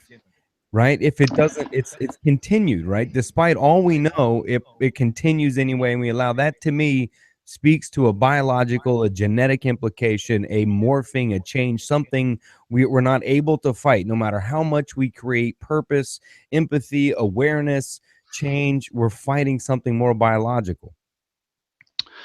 Well, again, I of course I'd agree. It's just knowing where to look, and I don't think I've come up with anything new. I've taken quite a lot of a lead from these ancient traditions, and I think they, by definition, if we're at the wrong end of a degenerative condition, or that's one way to describe it, and by definition, our ancestors must have known more. And I'm not talking, I think you mentioned earlier about, our perception of the past and it being more difficult. I've no doubt we managed to create all sorts of difficult scenarios in the last 10, 20, 30,000 years or whatever, and there's evidence for that. I'm talking further back again, where perhaps the last relics exist in some of the tribal communities that have been relatively undisturbed, where there appears to be, at least in a lot of cases, a sort of inherent sense of joy and wonder still, or glimpses of that at least. And I think those are the relics. I mean, even in those tribal communities, they often have traditions, or they generally have traditions that their ancestors were in much better shape and so on. So I don't think they're immune from this condition at all, but they've managed to retain relics of it. And yet we go out of our way to almost dismiss that, or to relegate that to something that's not important. It's like, what exactly is the end game of Western culture? Where do we see ourselves in 100 or 500 years? What will our day-to-day lives feel like? And that's not on the agenda. It's about this mechanistic concept of what we should be like. In other words, it's not real. It's not what humanity really is. It's this abstracted version, and that's all our rational mind can come up with. It's not. I don't think it's not doing this on purpose in the same way that somebody with dementia doesn't do self-destructive things on purpose. It's because they're ill. And I think, again, challenging though it is, once you embrace that possibility that we're mentally ill, then it does explain a lot, but it also kind of it kind of liberates us from any blame, and it gives us the opportunity, I think, to start changing that in a very constructive way. Whereas when we're locked into this narrative of advancement and we need to get on and do more of the same, we're totally lost, and yet we're kind of trapped in that. And it's almost, I don't know, it is almost like a reflection of the battle that's gone on in our mind, I think, where the rational mind has won. It's in charge, but look what it's doing. We've moved closer to self-destruction in the last 50 years than we probably have done in the last 5,000 years or whatever. And yet somehow we still think that's the right thing to do. Surely anything would be better than that. Whatever crazy ideas we have would be better than more of the same, because more of the same is going to result in more of the same. That's not, that's sounds pretty stupid, but that's what we keep doing. That's what we keep doing, more of the same. And I think there's a classic definition of insanity. I don't know if it was Einstein or somebody came up with it, sort of doing the same thing and expecting a different result is a classic symptom. Well, that's exactly what we're locked into, and we find endless ways to defend it. When I say we, as our society does, but if you look at the structure of our society, it's that diminishing percentage of people who wanted to be in control make those decisions. And unfortunately, the people who really don't want to be in control tend to be sociopathic, less psychopathic, don't have that influence. So the left brain's created a hierarchical system that accelerates this process. It creates institutions. I mean, we create institutions for our children. We brainwash them very early with more of the same, and it gets earlier and earlier, and we accelerate more and more. And somehow we still manage to believe our own bullshit where we say this is advanced. And it's astounding, I think, once you step back to see how I don't know. I'm running out of kind of ways to describe this, but we should be vastly more shocked than we are at how bad things are, if that makes sense. I think our response at the minute, while there is some sense of response to what we're doing, it's embryonic. It's way out of proportion of the problem. As I say, we should, a sane response to what we're doing would be to drop everything we're doing for fear of doing anything more the same until we figure out what's going on. But we don't. We just keep marching on. If anything, marching faster and faster. And it's scary. You could argue that the strength of our cognitive dissonance, or the strength of our denial, is on the level of a mental disorder, of a mental personality disorder, actually. You could argue. Well, I say it's a form of dementia. I use that term quite intentionally. I know it's a harsh term, but I think it's a form of dementia. We've slid into a form of dementia to the point now where it's quite severe. And severe dementia is, we have no idea who and what we are anymore. Yeah, we have some labels and we've all grown up with them, but we don't really have that experience. We just have abstract concepts, and there's 100 different versions now, and many of them are incredibly incompatible, and yet we'll kill each other over them. Now, unless the universe is even more bizarre than our wildest imaginings, I find it highly unlikely that all our belief systems are real. So you start asking the question, well, what is real? What's the essence of all this? And you go back to the common themes of the ancient traditions before they became dogmas and belief systems where they were more experiential. And the sort of traits that come through sound, again, they sound very childlike in a way, but there's a sort of a sense of divine connection, a sense of joy, a sense of wonder. I suspect those are the real elements of what made us human, and yet those are the things that are becoming incredibly rare now. We can talk about them and we can write books about them, but to experience those things collectively tend to scare the hell out of some of us, because when people do that, they tend to get locked up in prison. It's, you can talk to an individual and talk about and pick the adjective, whether it's spiritual enlightenment, pick the experience. And as individuals, we're okay to talk about this beautiful changing moment, whether it was spiritual, whether it was religious, whether it was anything, it doesn't matter. Whatever that experience, we're easy to talk about that maybe or share that with someone. But it's hard pressed to find somebody that in a giant massive group of people paying attention will they look at those things, right? Unless they're among the same like minds, right? But another cliche that we all know that in order to solve any problem is you have to admit there is a problem, right? You can't fix what you don't know is broken. And it seems like Absolutely. that basic principle applies to our species, but we know that on individual things, be that addiction, be that gambling, be that whatever, right? But we don't seem to be okay with going, let's step back and go, maybe our entire species here has an issue. Maybe us as an entire evolutionary species have a brain issue, a functioning issue here.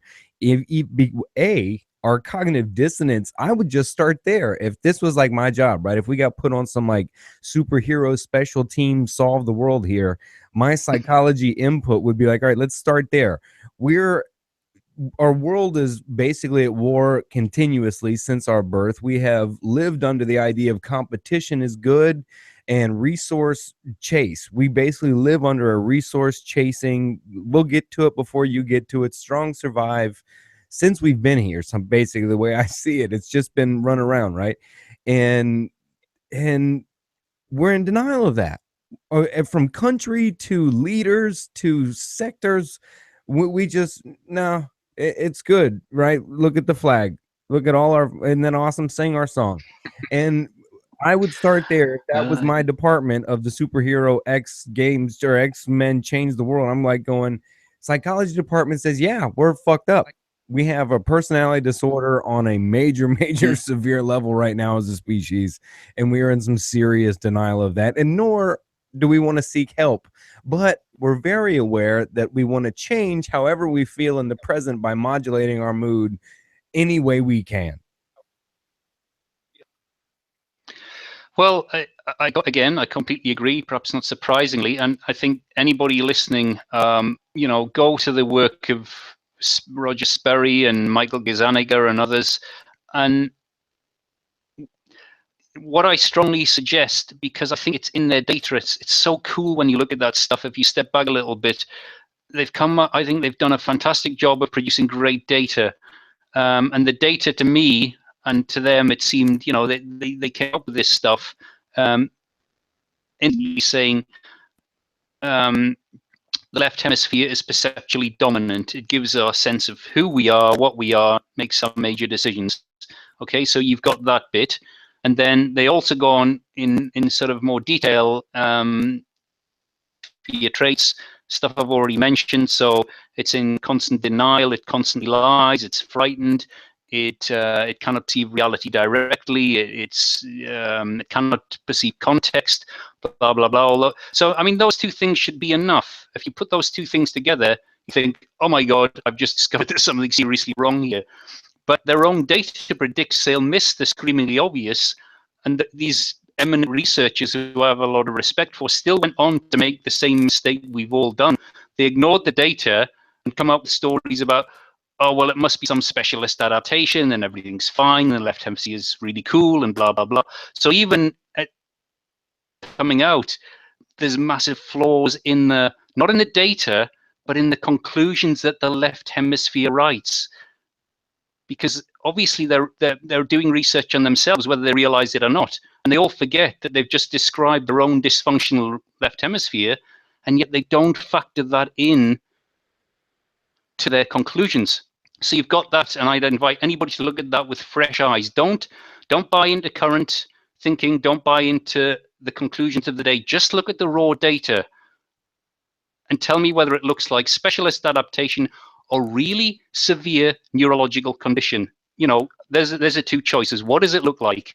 And then I think going beyond that and going back to what I've touched on a little bit already, but talking about why, you know, we're desperate for mood modulation and so on, and all the kind of stuff around that.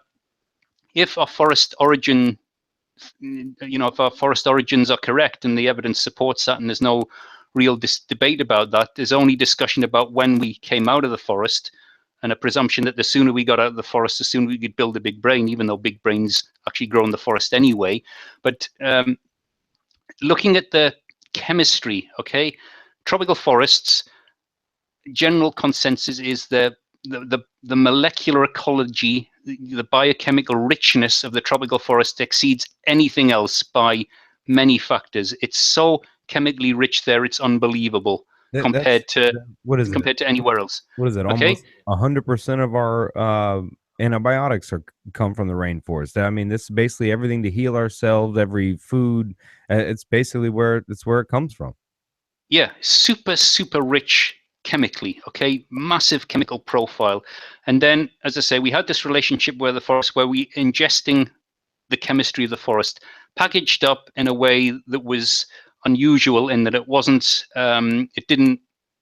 most stuff doesn't want to be eaten, okay? The plants package this stuff up for us. They wanted the damn stuff to be eaten. It's here, have this wonderful biochemically rich food and take the seeds away. That's the basic idea anyway. And when you look at the chemistry, just a very basic look at the chemistry, and there are obviously people doing this kind of research, and you can find their research online. If our neural system evolved in the forest, okay, so it expanded and evolved in the forest, eating this stuff, this chemical cocktail that's so rich it's hard to describe. And by definition, if that was a process, then that became its operating system. You know, it evolved there for tens of millions of years. So the chemistry it's used to is what it needs to operate. Fairly simple idea. Okay. Then at some point, if for whatever reason, climate change, whatever, the forest disappears. So you have this gargantuan new brain with all sorts of wonderful abilities, but it's designed to run on this incredibly complex chemistry, and the chemistry's gone. All we're left with now is what our own mammalian system can produce. And we kind of think that's normal because we've never thought of ourselves as symbiotic organisms.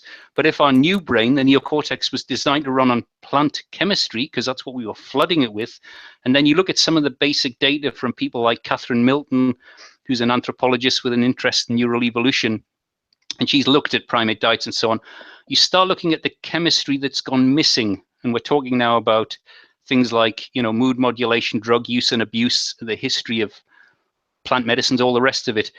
It looks to me like our neural system, certainly the most modern part, has lost a minimum, and I emphasize a minimum, of 95% of the neurochemistry it used to run on. And I'm now talking about the plants we used to ingest every day for millions of years that became integral as they do in symbiotic organisms. So we're running on 95% less of the chemical complexity than we used to. Well, if that's not going to leave us open to all sorts of dysfunction and substance abuse and God knows what else, I don't know what is. You know, and that's pretty solid data. Again, this isn't my data. Very little of what I talk about is my own data. I'm just trying to cobble stuff together that's already there. And in reality, it's more like 98%. I use 95% because you know what it's like when you're proposing ideas. If you're off by 1%, somebody will come along and say, "Oh, it's 94%. Your whole theory is rubbish." But in reality, even what we consider a moderately healthy diet today, it's 98% missing in terms of chemical complexity. These colossal range of chemicals that the plants produce, the tropical flowers produce. And we see it in the color. It's part of the coloration of flowers, which is part of the plant sex organ. It's in fruit. It's what colored fruit. One of the classes of compounds that I talk about, of compounds called flavonoids. They are slowly making their way into more general awareness, but there's hundreds, if not thousands of them. And they have wonderful properties like they're powerful antioxidants, so they protect a big brain. If you're going to grow a big brain, it's a headache, because how are you going to protect it? Particularly out in the savannah where there's nothing to build it, there's no chemistry to run it, and it's going to be attacked by and all sorts of stuff. Doesn't matter if you're living in a bath of antioxidants all the time. Doesn't matter anymore. Those same chemicals, in addition to being antioxidants, that also certain classes of them are also neuroactive. There's some of the chemicals we might think of today in terms of plant medicines, but they are neuroactive. The monoamine oxidase inhibitors, they elevate neural function. So we're getting a lot of our neurochemistry from the forest all gone. So we've got a 98% deficit in neurochemistry. And then one of the coolest things about these chemicals, which I haven't really touched on yet because it's such a, is they modulate our own hormones. Particularly, I'm guessing most people will have heard of the sex steroids like testosterone and estrogen. In mammals, they play a massive role in our development. Very important, always have been, always will be. And they play a massive role in the structure and development of our brain. But one of the things they do is they regulate maturity. They sort of regulate when we become sexually mature and breed, and it's a kind of classic sort of loop in mammals. You get to maturity, you breed quickly, that's one way of surviving. Well, in the deep forest, where there aren't many predators, because you don't have the big herds and you don't have the big cats and so on, you have an opportunity there where if your hormones are being modulated by the plants, are being changed basically, and it's allowing you a longer juvenile period to grow a larger and more juvenile brain, that starts to answer a lot of the mysteries around human origins very, very easily. But if you lose that, then you're losing all the protection, all the antioxidants, you're losing all the neurochemistry, so it's just not going to work. And you're losing these hormones that initiated this process, that kept our maturation, the time at which we matured in check. So we ended up maturing much later and not as much at all. I think we stayed in this more juvenile form. It didn't mean we didn't grow physically, but in terms of our general physiology, in particular our brain, if all that was underpinned by the forest, and the forest disappeared, then oh my God, we're going to be in trouble. And that, I think, is the origins of these ancient mythologies, where they talk about naked dwelling. It must have been warm, forest dwelling in the forest. So the parallel stories with modern science, we were forest dwelling apes. Well, the ancient traditions correlate with that, and we had a special relationship with the trees. I'd go as far as saying, really, and I'm making leaps here, really, it wasn't a mammalian system that grew this phenomenally unusual consciousness system. It was engineered by the plants. The plants had the chemical know-how, how to build a consciousness system like this, to grow it, to run it, and we became an integral part of the forest. We were almost wired into the forest. All right, spatially we weren't, but chemically we were. The forest disappears, and then suddenly all we've got is our own mammalian genome, our own mammalian DNA. And what does it do? It builds a mammalian brain that likes to mature quite quickly, breed quite quickly, not too bright, quite aggressive, blah, blah, blah, blah, blah. Well, that's what we're turning back into as we mature, paradoxically enough. And I think that's what we're stuck in. We're at the wrong end of that journey. And I think we're on the brink of losing sight of even being able to, see this. Thankfully, we still can. And we still, throughout recorded history and even today, there's still reports of people getting glimpses of that other state. And the fact we can, I think, is hopeful. There is still some wiring there. And I think if we can make the case that we have latent functions, latent cognitive ability, and there's good evidence for that, and we know enough about how to rewire ourselves to get a little bit of that back, then even if that's not the whole solution, it's surely going to equip us with the tools to make the next step. And that's all I'm really arguing for. Is it worth talking about our current neural configuration? Is it serving us well? I don't think so. Are there neural configurations out there that we could adopt in the meantime that are less dangerous, more empathic, more compassionate, more cognitively advanced. I mean, I'm sure you've heard people are now microdosing with LSD in all sorts of jobs because it's enhancing their cognition. It's a very limited approach, and it's probably enhancing their cognition to do something bloody useless, but never mind. The principle is there. I think all that's on offer today, right now. We could, with a little bit of preparation, move ourselves from hell-bent on self-destruction, creating hell on earth, to taking a step back towards something more functional. And we could do that. We could do that yesterday. Whether we choose to do that or even ask these questions, I don't know.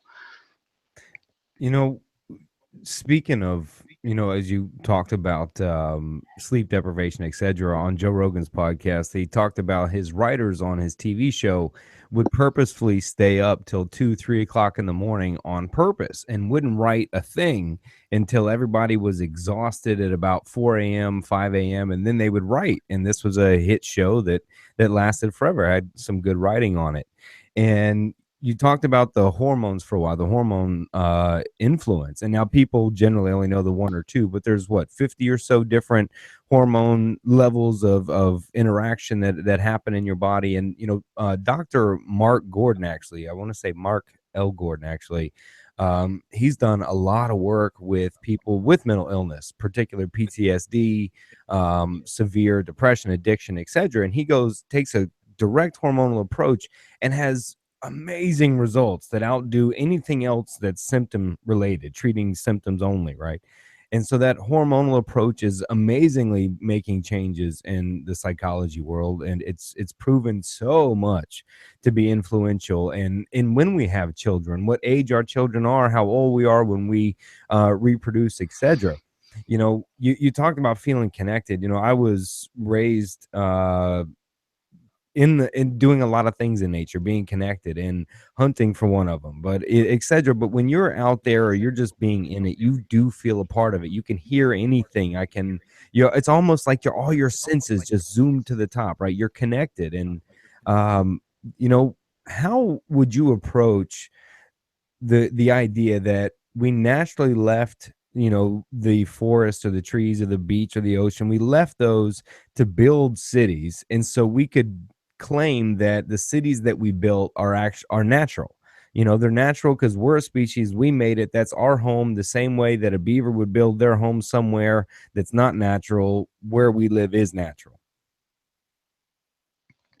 Well, I suppose I wouldn't call it unnatural. I don't think anything we've done is unnatural. I think it's you start having to reinvent the term natural. Okay, yeah. I think it's whether it's remotely sane or not is more appropriate, and whether we chose to do that or whether we've ended up reacting to our environment all the while that our neural system has been degenerating. And I think, again, it's the opposite of a lot of current thinking. But if our potential intelligence, and clearly we do have that potential, I think, was born out of this relationship in the forest and modulated and created by the forest chemistry.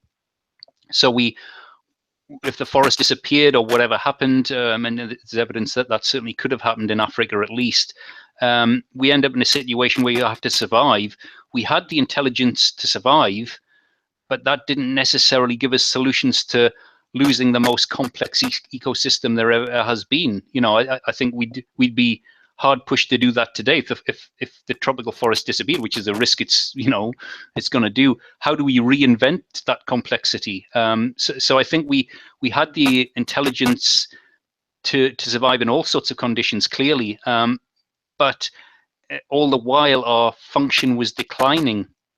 And that's the one thing we've not been able to solve, I think, because by the time I think we recognized the problem, it was already too late. We're in this cycle of degeneration, and we've ended up, particularly in the last 5,000-10,000 years, and certainly the last 1,000 to 2,000 years, almost completely losing sight of that. Certainly our culture has, that these were important questions. We've now just turned 180 degrees and we're obsessed with this idea of rational logic, advanced cities, whatever. Totally the wrong direction altogether, but we're completely blind to it now. Again, it's that dementia analogy. Whereas we still know of peoples today, and a lot that we've destroyed in the last 400-500 years, who had a very different approach. Their priority was to stay connected as best they could, all the while accepting that there were problems and accepting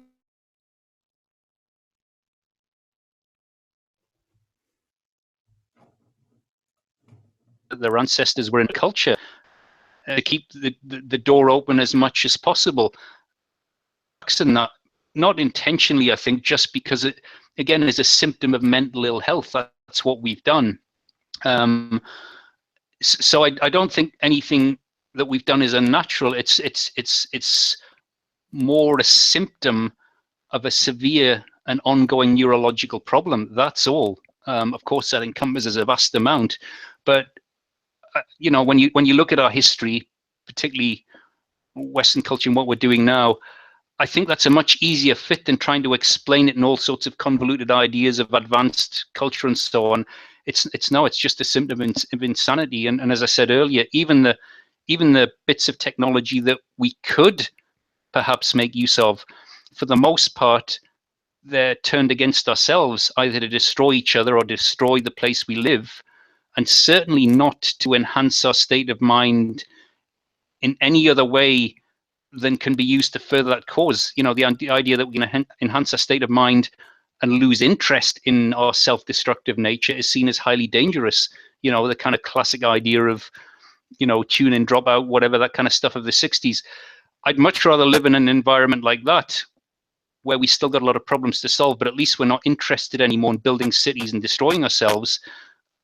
But that's not acceptable. You know, there's so much pressure to get involved in the societal structures that we know damn fine are destroying ourselves, and that's the sort of core of our culture. So, is it unnatural? I don't know, but insane. I can't find another way to see it anymore.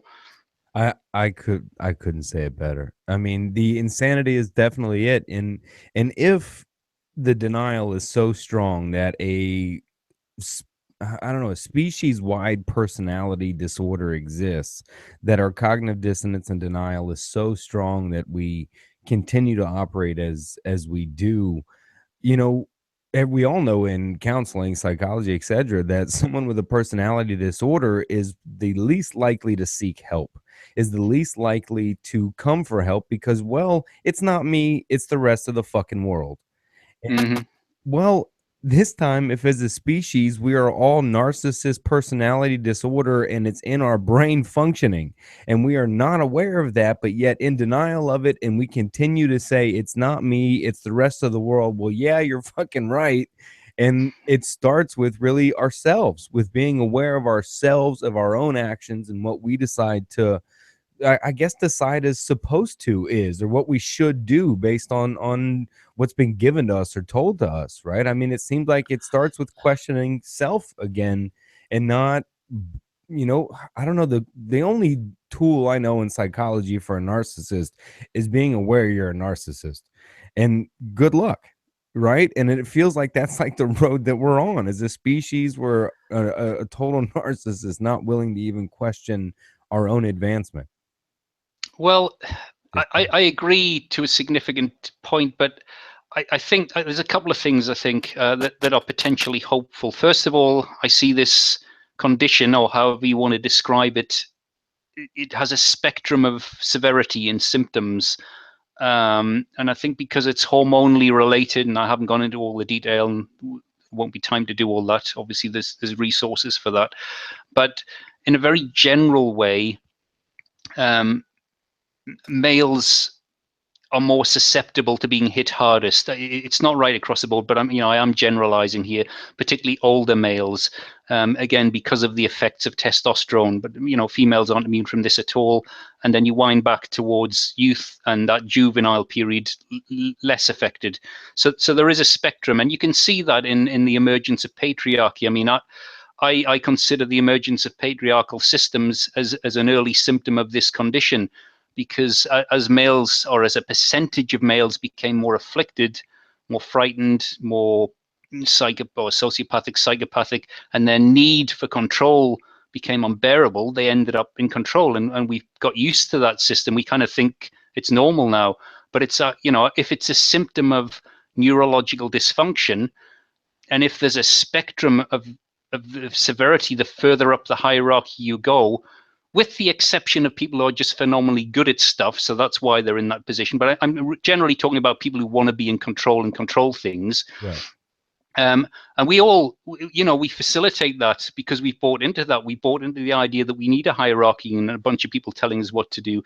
But if we can make a rational case based on the very kind of science and language that spectrum has some respect for, so modern Western science, for all its failings, is still a very dominant force. So if it's possible, and I'm saying if it's possible to make a case that there is a species-wide disorder and it afflicts people the further up that hierarchy they go, not because it's their fault, they just happen to have the condition more than average. So if that case can be made and widely disseminated, then one thing that I have some hope about is that the condition brings with it lots of traits, and we've touched on a lot of them, and there is delusion and denial and psychopathy and control and fear, all that kind of stuff. But one of the things that I've noticed, and we probably all notice in ourselves if we're honest, is that kind of egotistical mind, which is the same description, I think, is one of the things that controls it more than almost anything else. Is it likes to be seen to be clever, really doesn't want to be seen to be the stupid one in the room.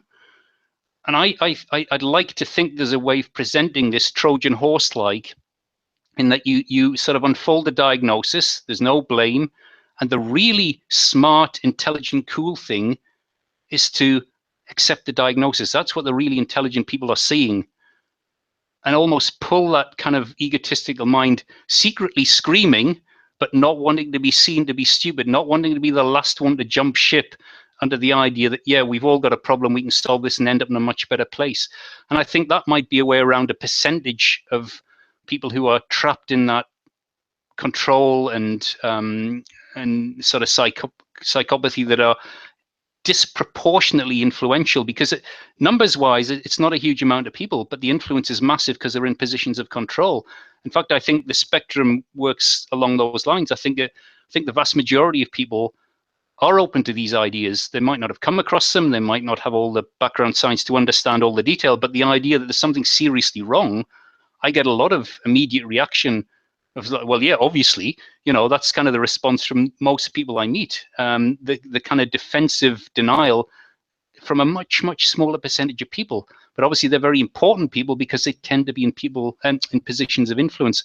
But that's what I've noticed. I think the idea that if there's any validity to this, and it can be packaged up in such a way that it's clear, accessible, and it's really explaining who and what we are from a kind of perspective of a dysfunctional disorder, and the really smart people see this soonest, that puts an awful lot of pressure on the egotistical mind. I've seen people who maybe have some of those characteristics and are initially uncomfortable, but in a group of people who go, oh yeah, I can see that, I've seen this all my life, it's, I've always known there's something wrong, they'll jump ship because they don't want to be the us in the room that looks stupid. I don't know if that makes sense. Yeah, tons. One, I'll start out by first claiming I'm the dumb guy in the room right now. So, well, hey, listen, I include myself in that. I wasn't, it's just a general way of describing things. I know. No, I'm pointing that as the first place to start with the awareness, right? That has to begin of understanding that we don't know. Look, and there's tons of research out there from a business standpoint included, that those that are running business that succeed at certain competitions do have a level and would test for a level of a personality disorder. I mean, I got the privilege, I won't mention a company name, but a very, very successful giant company that has their hands in a lot of things, their salesperson hiring test. And it's purposefully skewed to find the narcissist / risk taker who typically you wouldn't hire. They go for hiring for salespeople, almost as like, yep. We need that. So wow. I mean, look at who we just voted as a leader. I mean, look at the perfect person for a leader is the person that thinks they shouldn't be a leader, in my opinion, but everyone leading is someone that thinks they should be leading, right? We are caught in that paradox. Yeah, yeah, and we've known this for a long time, but I think if it's framed within, on the one hand, it's all arbitrary language. We forget this, but Western science disciplines, it's a very powerful language in our culture. It's seen as real, or as real as anything can get.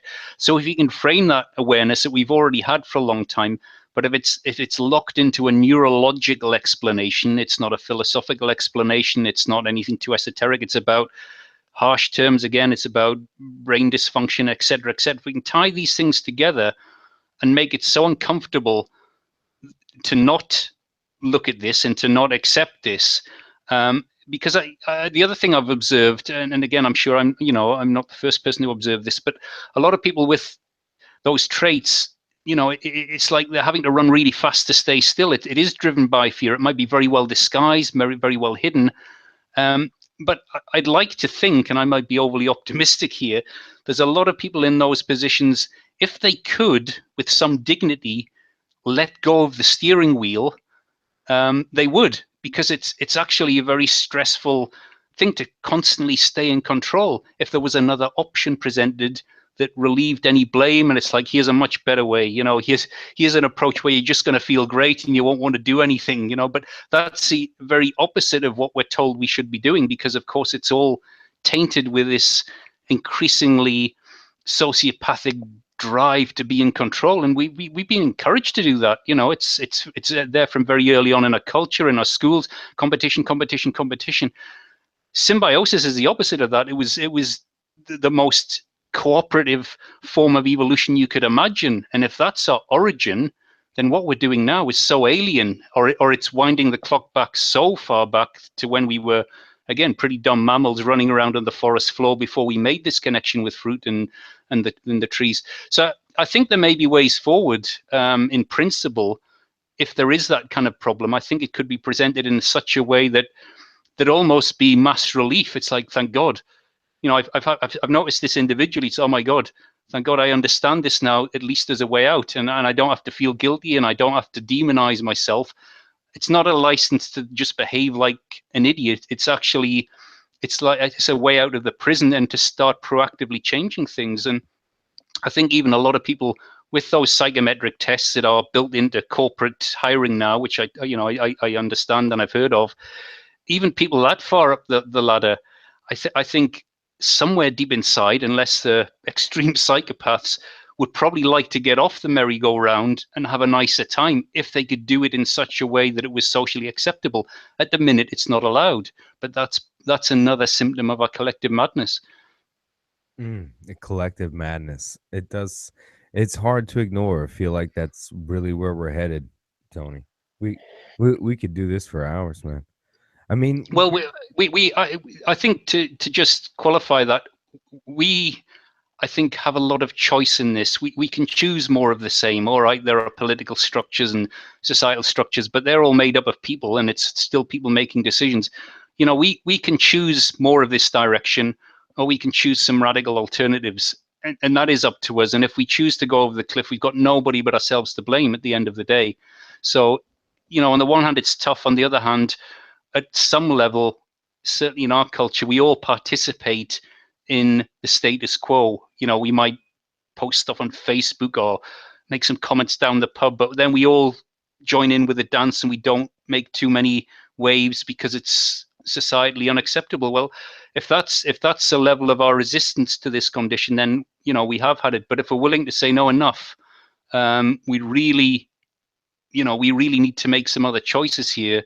I think that is an option. We've done it in the past for, maybe not such major issues, but clearly when we have had enough, we can make changes. And I'd like to think there's still time to do that, even though things are pretty dire. I don't think we're quite out of time yet, but the clock is ticking. I would. I think hope is a strong word that you almost have to hold close. You mentioned something that it's funny. I say a lot on my podcast the last couple weeks is I noticed that people are obsessed obsessed with being in a hurry to do nothing, obsessed with in a hurry to sit still, to do nothing. We're in a hurry to get in the car to take a road trip. We're in a hurry to get to the airport to sit on a plane for 16 hours.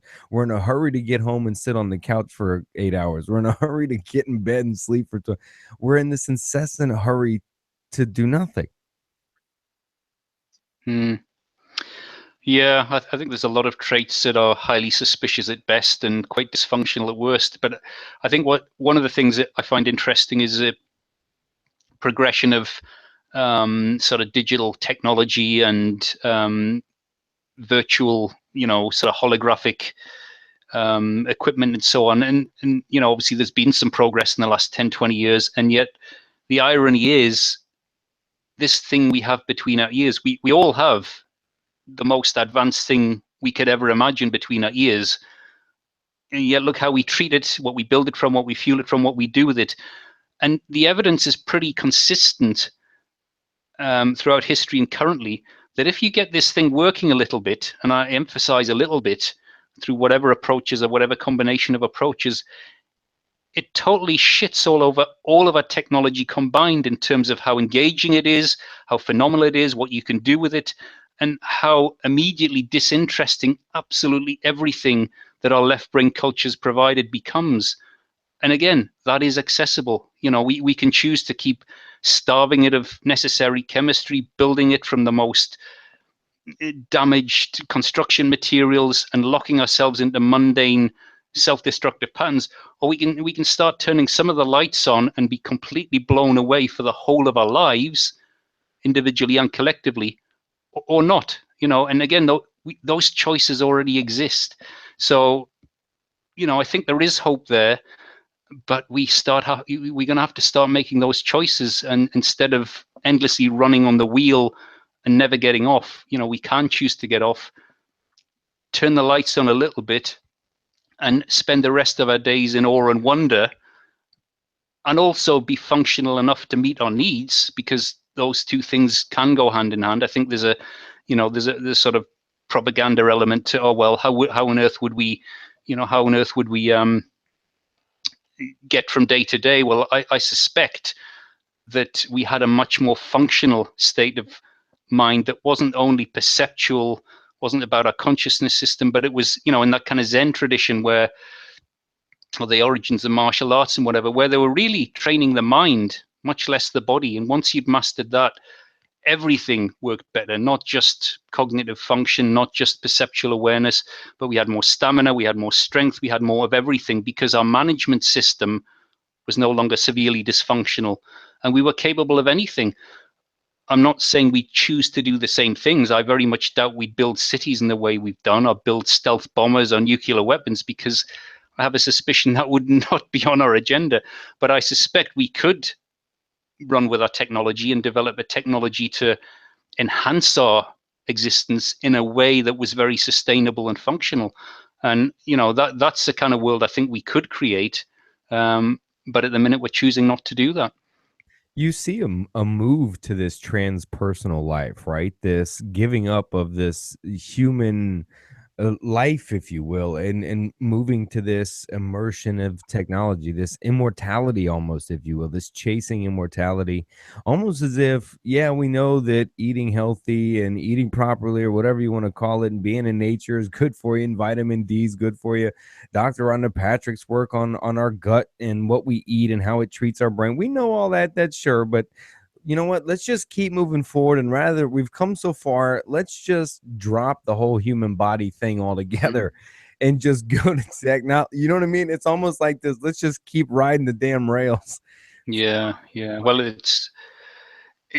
I find it very sad. And again, it's just a projection of the left brain seeing a future for itself, and that's almost digitizing itself because somehow that's shiny and advanced. And it's the exact opposite. A single cell of any species, a plant cell, a neural cell, is beyond most of our wildest imaginations as to how complex it is. And it's made out of stuff that we don't even know what it is. We've got nice labels when you get all the way down, but then it sort of becomes a bit esoteric in description in the weird end of physics. And somehow it works. And there's tens of billions of these things work together, and they produce phenomenal experience. And yet we or as you say, a percentage of people are being drawn to this kind of sterile, digitized version when we haven't begun, at least in recent times, to experience what the much more complex version is, which is, the biology, the neurology. Get that fired up, even partially, and that will make a mockery of the best that we could possibly imagine technological wise. Biology's, or what we call biology, this process, this cosmological process, it's resulted in this equipment.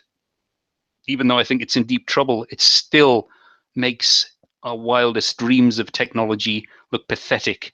And yet we choose not to repair it. We choose not to engage it.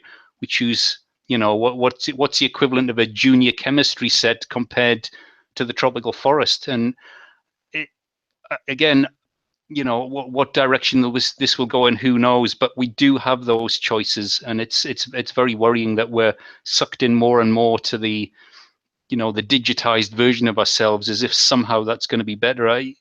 The ancients and even tribal people today, there seems to still be the relics of this idea that our sense of who and what we are, which I think is heavily distorted and limited now, but there's certainly endless accounts and current accounts of reawakening into our body, and it's a different sensation altogether, but it's a profound, wondrous experience. It's beyond a privilege almost. That's what people report in those states, and you could never tire of how amazing it feels. It's so all encompassing and wonderful. That's already on offer, and yet we pursue these dreams of plastic versions of ourselves. Yeah, you've said it once or twice here that this left side of the brain is able to lie to itself, that it's able to convince itself of what it has to do, what it should do. And you mentioned about it even affecting males harder. Well, let's look back at every leader, general, every round table. Let's look at every picture down the CEO hall of, say, I don't know, Publix. Let's see what those pictures look like, right? I mean, we see that, almost who is willing to be that narcissist, that ruthless at times, is who we allow to make it to the top, as if we're Yeah. still monkeys going, all right, he hits everyone harder, and that wolf beats up everyone. So fuck it. We'll follow that one. I don't, I don't want any confrontation. Well, I think that's part of the irony of this condition. If there's any validity to this, then I think the way our neural system has gone since the end of this symbiosis, it's maturing one side more quickly than the other, and I think that leaves the door open to two things. As our left brain's matured more, it's lost its plasticity, it's lost all these unusual and rare traits, and it's reverted to this more, or it's increasingly reverting to this more typical mammalian form, which is hierarchical, but in the sense that it's susceptible to either wanting to be in control or wanting to be controlled. Like, we almost want a pecking order, we almost want that structure. But that in itself is a symptom of severe dysfunction, but it's opened the door to exactly what's happened. The worst case scenario, people end up in charge. And for the most part, I'm not saying everybody all the time, but we kind of crave some of that structure because that's what our rational mind now recognizes as necessary and real, like what you see in packs of animals and so on. That's what we're reverting back to. So it's kind of worked both ends of the spectrum. It's facilitated the emergence of those extremely psychopathic or much more primitive minds, and it's made us all susceptible to wanting that form of control to some degree as well. And again, we need to recognize that. We need to recognize that that's what we've become, and that's the very opposite, I think, of our ancestors, where we were, connected not just in an abstract sense or a philosophical sense, but we saw ourselves as the same being, almost absolutely equal and yet profound at the same time. And we still get glimpses of that, and people do report that. So again, I think the wiring is still there to some degree to support that, but not in our normal state of mind. Quite obviously, the idea that the left hemisphere has any of those capacities is a joke, because we'd experience them. We don't.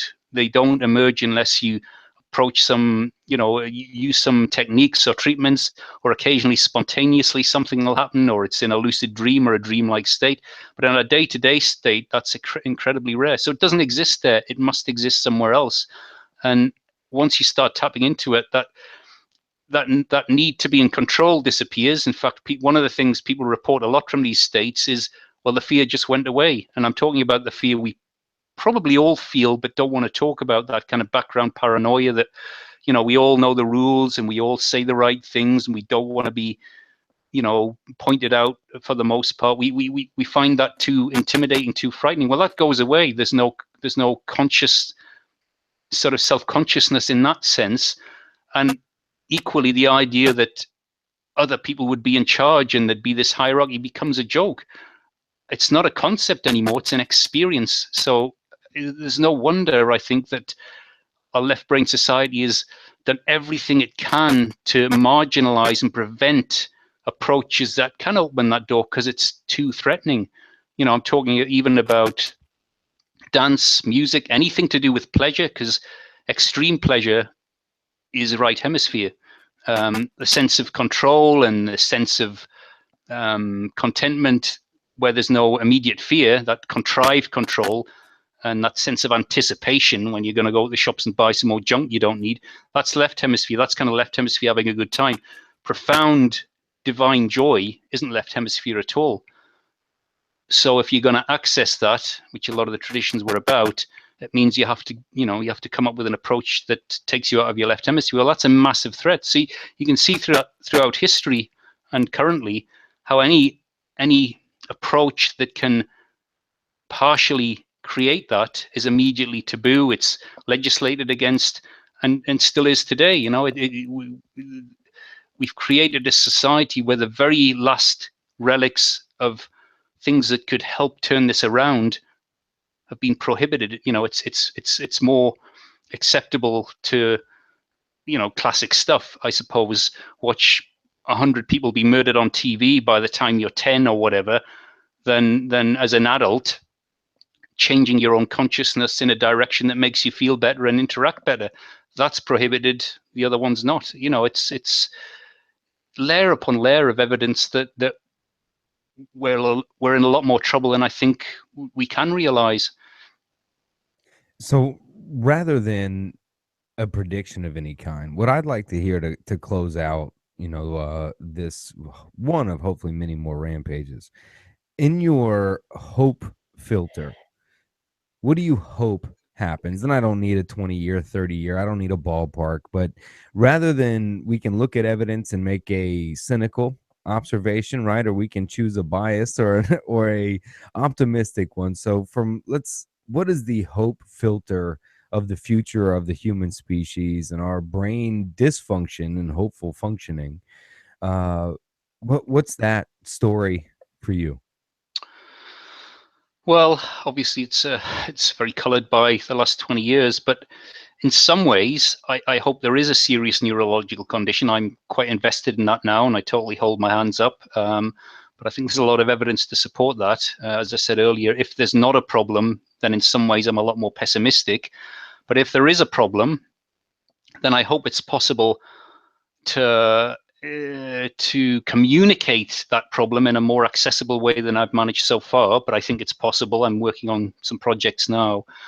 And where I'm really hopeful is if this really comes down to a significant change in our neural development and our neurochemistry, that can be reversed, that can be changed. Some of it quite quickly. Some of it we can change almost immediately, or certainly within a lifetime with a bit of careful preparation.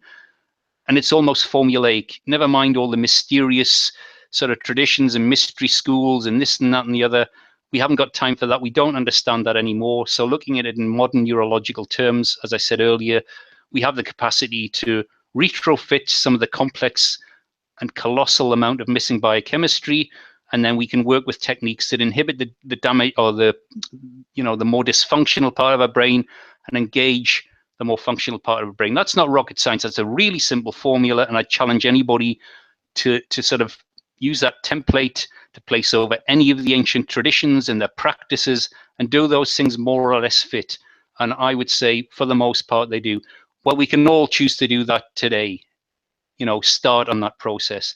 And then beyond that, because I see this as primarily a developmental problem, it's not a genetic change, not significant. It's not that I genetics haven't changed a little bit over the last 50, 100, 200,000 years or whatever. But this is a developmental change. This is about the hormonal regime. It kind of comes under modern epigenetics, and how you read the DNA, not what the DNA actually says.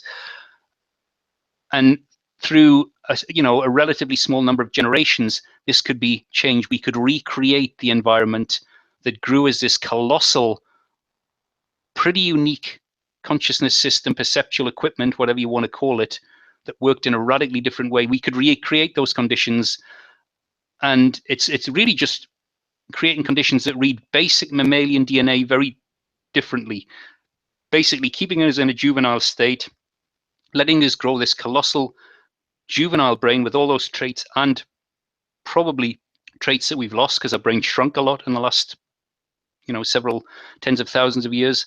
That can all be achieved, I think, quite quickly. So in a lifetime, almost overnight, in terms of the time it's taken to get to this state, we can start glimpsing those things. And I think if it's done safely and done in the kind of traditional approach, sort of there's still traditions exist where there's apprenticeships and people learn how to do these things. We can all get glimpses sufficient, the kind of life-changing experience that people report on a daily basis, that will change our direction for the rest of our lives. It doesn't necessarily mean we can stay in those states. That's a bit more tricky. I think it can be worked on, but we can regularly visit that state, and that can inform us for the rest of the time where we want to be going. And a lot of people have that experience, where they've had even quite advanced sociopaths have had life-changing experiences where they effectively drop their identity, drop all the crazy stuff they were doing. It's like, okay, I'm not interested in that anymore. I'm going to dedicate my life to furthering this, or, I think there's a formula that we can start applying almost immediately and start moving in that direction. So that's my hope. But I think that's not going to come about until we recognize how serious the problem is, as you pointed out before. Is it a problem in our neural system? I think the case is there to be made, and I welcome debate. In fact, I'd invite anybody to take on that idea, try and make it work, and then see if see if it holds water. And then we start applying practical approaches. And we've got ourselves into this mess inadvertently. We can dig ourselves out, and we already know a lot. Traditional people have kept alive some of these practices. We've started incorporating some of them into our mad culture. You start combining them, you start understanding the problem, and you start treating it. And the results can be both rapid and quite literally profound in relatively short periods of time. Enough that, once you get a glimpse of that, the rest of the stuff we're doing, it's not only pointless, how self-destructive it is. You wouldn't go near it with a barge pole if you could help it. Why would you want to get involved in creating hell on earth when you can turn 180 degrees and start moving towards creating a society that's based on all those traits that we like to think are human, but are actually becoming increasingly rare? Empathy, compassion, feeling bloody amazing, connected with nature. Why wouldn't we want that? And that's a cognitive rampage right there. All right, Tony, thank you for coming on. Where can everyone look up your work? Can they find your work? So what's the website? We put a lot of research. We quote a lot of people here throughout the show. So there's a lot of homework for people to do, and myself as well as I learn more. But where can they find you directly? Well, I'd say it's a work in progress. I've still got a lot to do with this. But there is a book that outlined the basic theory. It was mostly written about 10, 15 years ago. I think it's a good introduction. It was originally published as Left in the Dark, but it was republished as Return to the Brain of Eden. So there's a good introduction there. And then I've fought my own fears and Asperger traits and done more public speaking over the last few years. I think the early stuff, well, hopefully it's got better as time has gone on. So I've got a fair bit of stuff on YouTube. I think the YouTube channel is Tony Wright UK, and a few articles and bits and pieces. But yeah, if you just do a search, use my name and either Left in the Dark or Return to the Brain of Eden, or find the YouTube channel. And between all the different formats, I think there's enough information there to piece together the picture.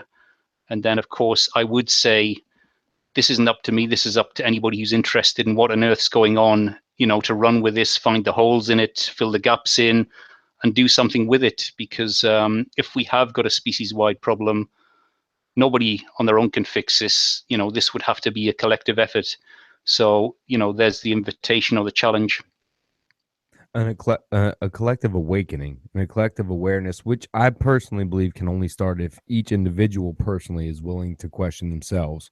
If, as an individual, we're at least willing to question our own functioning, our own thoughts, our own behaviors, look at our own desires objectively, really step back and have the willingness to question, our species as a whole, right? And even some obvious things we see, I think, we can make that change. And, you know, uh, to try to maybe help, to bring people to what may be happening here is in the most simplistic terms that I have to dumb it down because I'm a dummy. So, I mean, for those of you out there that are like me, it would be that we have a crisis going on as we call it evolution, but we are really devolving. We are not even noticing the destruction of our own species that we're making, nor do we care, and we call it something else, and no one's willing to take a look at it, and no one's really looking at the fact outside of we are the greatest species, we were put here to dominate, we're smart, we have evolved, we've lasted, here's 17,000 other species that didn't, we've grown in this narcissist march forward. If we could pause for a moment, practice some humility, and take an inner look backwards, we may actually be able to change what could be a cycle of our own humanity, since we've been birthed really to be man or woman. Yeah, yeah, yeah. Again, that's the hopeful part of this. I think if there is the problem as I've outlined, a neurological condition, we could make rapid changes and move towards significant solutions within a very short time, and that is exciting. And there's already evidence for that. We can make massive changes to a neural configuration and get really good results. So, it's just a case of rolling out what we already know as a starting point.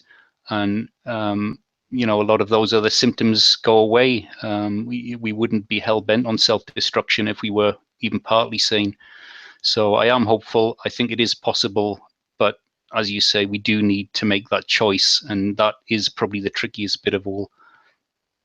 It is, and question the things we believe. It's hard not to walk through all this and not look at the basic, foundations of many religions and even their metaphoric stories or literal stories or whatever, and not kind of see like, shit, it's kind of like what they're saying is like, if unless there's this awakening, we're going to end in fire and brimstone here, like, you know what I mean? Or at some place, unless something happens, we go to a shit place. And Yeah, now, I mean, these are the cliff notes of many monotheist type religions here. I get it. But yeah. if we are able to step back and see that and say, wow, maybe it's just a bunch of different tries of trying to reiterate. If this awakening does not happen, sure, destruction awaits us. Yeah, I completely agree. And it is very worrying and very scary. But the flip side of that is, I think we can make that choice, certainly in principle, and see rapid results and, literally take charge of our destiny rather than being victims, decide that we want something vastly better. And I think what I've outlined is at least a mechanism that could explain why we were once in a very different state. I think there's a lot of skepticism. Oh, well, such a state never existed. Well, I think the idea of this unique relationship and this unique chemistry at least offers a possibility that that state once did exist, and therefore, by definition, we should be able to recreate it. And at the very least, I'd say it's worth exploring. If it's not the case, if we're stuck with what we've got, I don't know, maybe somebody else can come up with something. But at the very least, surely, with what's going on, it's worth exploring with an open mind rather than a skeptical mind. In the tradition of debating societies, take it on board and try and make it fit before you then try and break it, and see how it stacks up. Yeah, you're kind. It's worth to be explored. No, let me rephrase that for you, Tony. Hey, your kid's life and their kid's life and humanity may fucking depend on this shit. So, yeah, it's worth to be explored. All right, I don't have to be accepted by the academics and all these other people, man. So, in a cognitive rampage format, yeah, it's worth exploring. Yeah. I hope so. I hope so. Man, our evolution depends on it, man. Holy shit, Tony. You're nice, man. Well, thanks for the invite, and I hope it made some sense. I know I have a habit of rambling on, but I guess the title of the show gave me a little bit of leeway. So, I mean, come on, I am probably, I don't know about the king of the cognitive rampage anymore, Tony. My God. But at least the forget part and the squirreling off part, that part I can definitely still remain the king of. But will you come back on sometime next year? And it sounds funny, even though it's only a couple weeks away, but yeah, sure, yeah, absolutely. I'm happy to sort of update what I'm doing and what's going on. If it inspires people to again ask these questions, that's all I'm asking for. Is look into this, see if it makes any sense. I'm worried about our future. I have family as well, and I don't see a lot of focus on core solutions. It's just rearranging the furniture as the ship goes down for the most part, and I'm not happy about that. In fact, I'm damn sure I'm not going to stand by and do nothing. So oh, you took the words right out of my mouth, man. That's why we tackle a lot of what we do. And frankly, I mean, the Tribe of Change is a group which I think dedicated to looking in those things, trying it out and asking those questions and see. And I think, the epitome of why I do this show or anything else, honestly, or post anything or whatever and have guests on is that basic, is to make you think. If mm. at least we can make you think and put a question mark at the end of the dialogue rather than periods, well, then perhaps we can grow as a species. So, if anything, I'm with you. If it does the slightest make you think, at least dive into it. I love your idea of try to make it fit before you shoot it down and see what happens. Well, it's one of the ways I describe it when it comes to this idea of, a serious neurological condition with severe perceptual symptoms. I feel my role, my minimum objective at least, is to create, kind of in a legal sense, reasonable doubt. If there's reasonable doubt that our only equipment for perception, decision-making behavior, because that's what it is, every crazy thing going on somewhere stems from somebody's decision. If there's reasonable doubt that that's not functional or that it's seriously dysfunctional, that should be enough to make us stop and think about what we're doing. In the same way that if I've used this analogy before, for if you're waiting for a plane to fly across the Atlantic, and you're in the in the sort of departure lounge, and there's a rumor goes around that the maintenance crew dropped the in-flight computer system, but it's fine, they put it back and it's probably okay. You'd be nuts to get on the plane, and the captain wouldn't get on the plane, the pilot wouldn't get on the plane, whatever. Well, I think there's enough reasonable doubt regarding our neural configuration, our neural function, our behavior, that we should be seriously looking at that before we do anything else. Now, I don't know how practical that is, but I think it's beyond reasonable doubt. I think there's a lot of doubt, and going on with what we're doing is the surest confirmation, in my opinion, that we're in serious trouble. I think if we stopped and had a good, long, hard look in the mirror and collectively and looked for possible causes, that would show some symptoms of sanity. And we should be doing that anyway, even if it turns out we're sane. We should be checking in regularly. That would be the sane thing to do. But where I think there's all this evidence, historic, current, collective behavior, then anybody suggesting more of the same, unfortunately, I think has the condition worse than average. That's the most delicate way I can put it. Uh, you're kind. I'll say it my way that if you haven't learned anything from World War I, the Huns, or any other domination of other countries and competitiveness and doing more of the same, if none of this has taught you anything, well, you're mentally fucking ill. Yep. Okay, that's another way of saying it. Well, I'm allowed to say that kind of stuff, Tony. You keep being the smart guy, and I'll keep being the guy that just kicks in the front door, right? Yeah. Hey, I appreciate you coming on, man. And by the way, your books are all linked to this live link. They'll be linked. We're going to post the podcast probably in I don't know, maybe an hour or so. This is Okay. already live on YouTube, so all the links to your books will be easily accessible to find. So, Tony, thank you very much, my friend, for coming on and sharing this with me. Okay, well, thanks again. And as I say, there is other material. It's fairly easy to find. Obviously, it's difficult to create a complete picture in a one-off interview or discussion. So, I'd suggest the gaps can be filled in, whether it's the book or other YouTube videos or whatever. So please do that. And yeah, thanks again for having me on. And I'm sure we'll speak again sometime. Yeah, and any questions, if people have them, send them to me, send them to Tony if you want to be bothered like that. And as we build up maybe a list of questions, or also consider, Tony, anytime you have something you want to talk about, just give me a shout, give me an email, give me a heads up, man. We'll come on and talk about something new or something maybe you just want to get off your chest. Yeah. Okay, that's great. Thanks very much. All right, man. Thanks again, bud. All right, bye. Bye. Well, holy shit.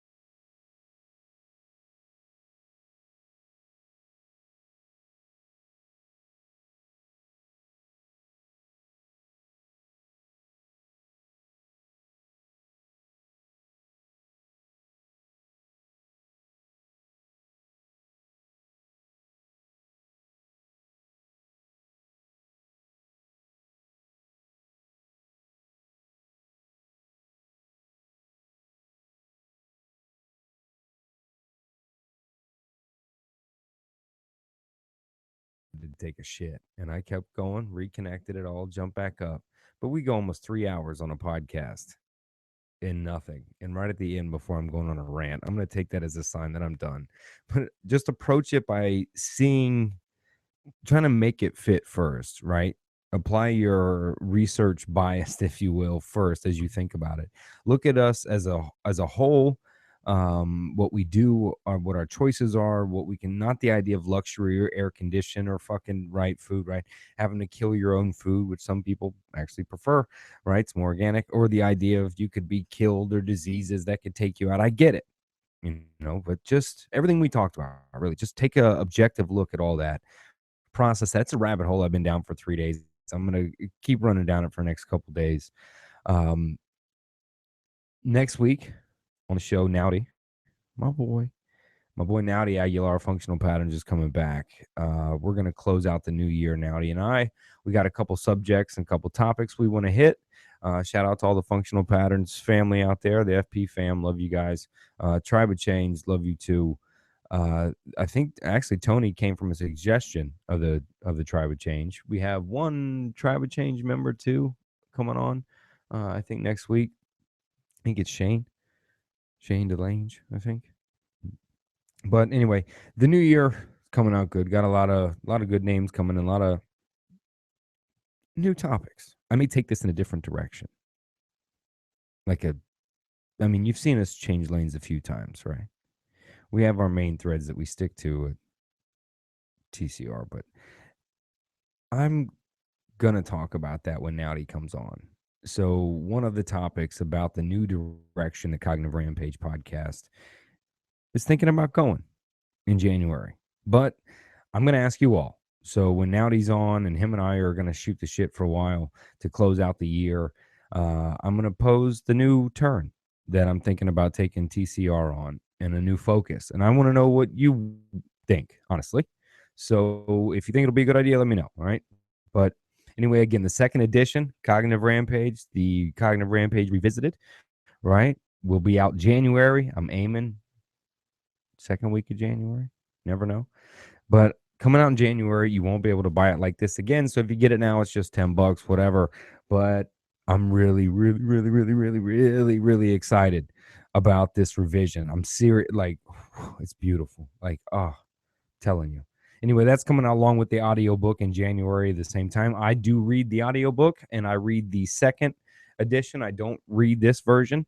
In the audio version, actually, imagine this. I squirrel off a few times and I left it in there. I left it to where I read something in the book and I just kind of, I don't scroll off too long, but it gets a little personal. So it may feel like a podcast once in a while, and then I'll get back on to reading the book as best I could. But yeah, that's the audiobook. And Dollar Mental Health Club, as I said in the beginning, we'll be back in January. We finished the alpha test, got great results. A new design, a new way coming out in January, new offers and new thing. But it's a paradigm shift to mental health. For $1 a minute, man, you get strategies, tools from actually specialized helpers, specialized mental trainers, right? It's not therapy, it's not counseling. I'm trying to basically shove it to the fucking insurance companies. That's what we're trying to do. Is they've gotten rich for so many years and force people into plans and say they offer help. And frankly, they even make, when you have insurance, they even make it a bitch to try to go see somebody for mental health, and mazes you got to go through, copays, deductibles. It's fucking insane. And there's a giant group out there that just can't get the help affordable. So the idea is trying to bring the solution focused help in mental health, not therapy and regression and diagnosis, but tools. It's like strategies, right? The counselors, trainers that they use when we're doing therapy, is trying to give to you for $1 a minute. That's changing the paradigm of mental health. That's what really we're trying to do. But also, if you're an athlete, if you're a high performance athlete and you either are competing or are thinking about not competing anymore, or trying to find a way to push yourself past maybe not competing anymore, or loss or injury, even. Maybe you've been experiencing some sort of depression type feeling for a long time related to once sports was over, or once you lost, or once you decide to walk away from the game. Or if you're a fighter in the game, a football player, whatever it is, whatever your sport is, volleyball, it doesn't matter. Whatever your sport is if you're in it, I can be either a mental coach in your camp. I do that personally. I don't, Mr. Miyagi, I don't help you focus in the gym, if you will, directly. What I do is help you keep your life balance outside of the gym. I help your relationships stay good, right? Not about blocking it out, right, and zenning out so you can fight or so you can participate or compete. No, it's the idea of keeping that in a balanced state so it doesn't interrupt your pure focus potential. Because when an athlete's competing and can have pure focus potential, well, then you perform, you become this super athlete. But you step in an MMA fight for a minute and think for a second that your wife is cheating on you, or your child may be hurt or sad, right? Let these things affect your training for a second. It will impede you. It can drive you and help you at certain emotional states, but can also distract you. So that's what I do from a coach in your camp standpoint. If you have some scheduled, you have a competition on the rise, I help you work your way toward that by keeping a life balance on the outside. Or if it's time to move on and grow a life beyond that, or come back from loss or injury, I do that. I call it athlete mental training, recovery, coaching, or simple mental training. But just go to adamlowery.com, the website for the podcast, the book, everything else. Amazon is where you can find the book, actually. And you can actually book a session on there with myself doing some athlete mental training. But last, drink my coatee. Drink my coatee. Go to drink my coatee. I see it almost flows out sometimes. Let's try that again. Look, drink my coatee. Drinkmycoatee.com. Go to there. pH beautiful, clean water. My buddy Alfred, his crew. I love it. Probiotics, mushrooms, nectar of the gods, people. Nectar of the gods. My coatee. Boom. Probiotics, all the same. Cognitive Rampage, my coatee, Dollar Mental Health Club, athlete mental training. Tony Wright dropping bombs. Oh my God. I gotta go rest my praying after that. Comfortable silence. Hope you're taking care of you. Hope you live in your cognitive rampage. Love you.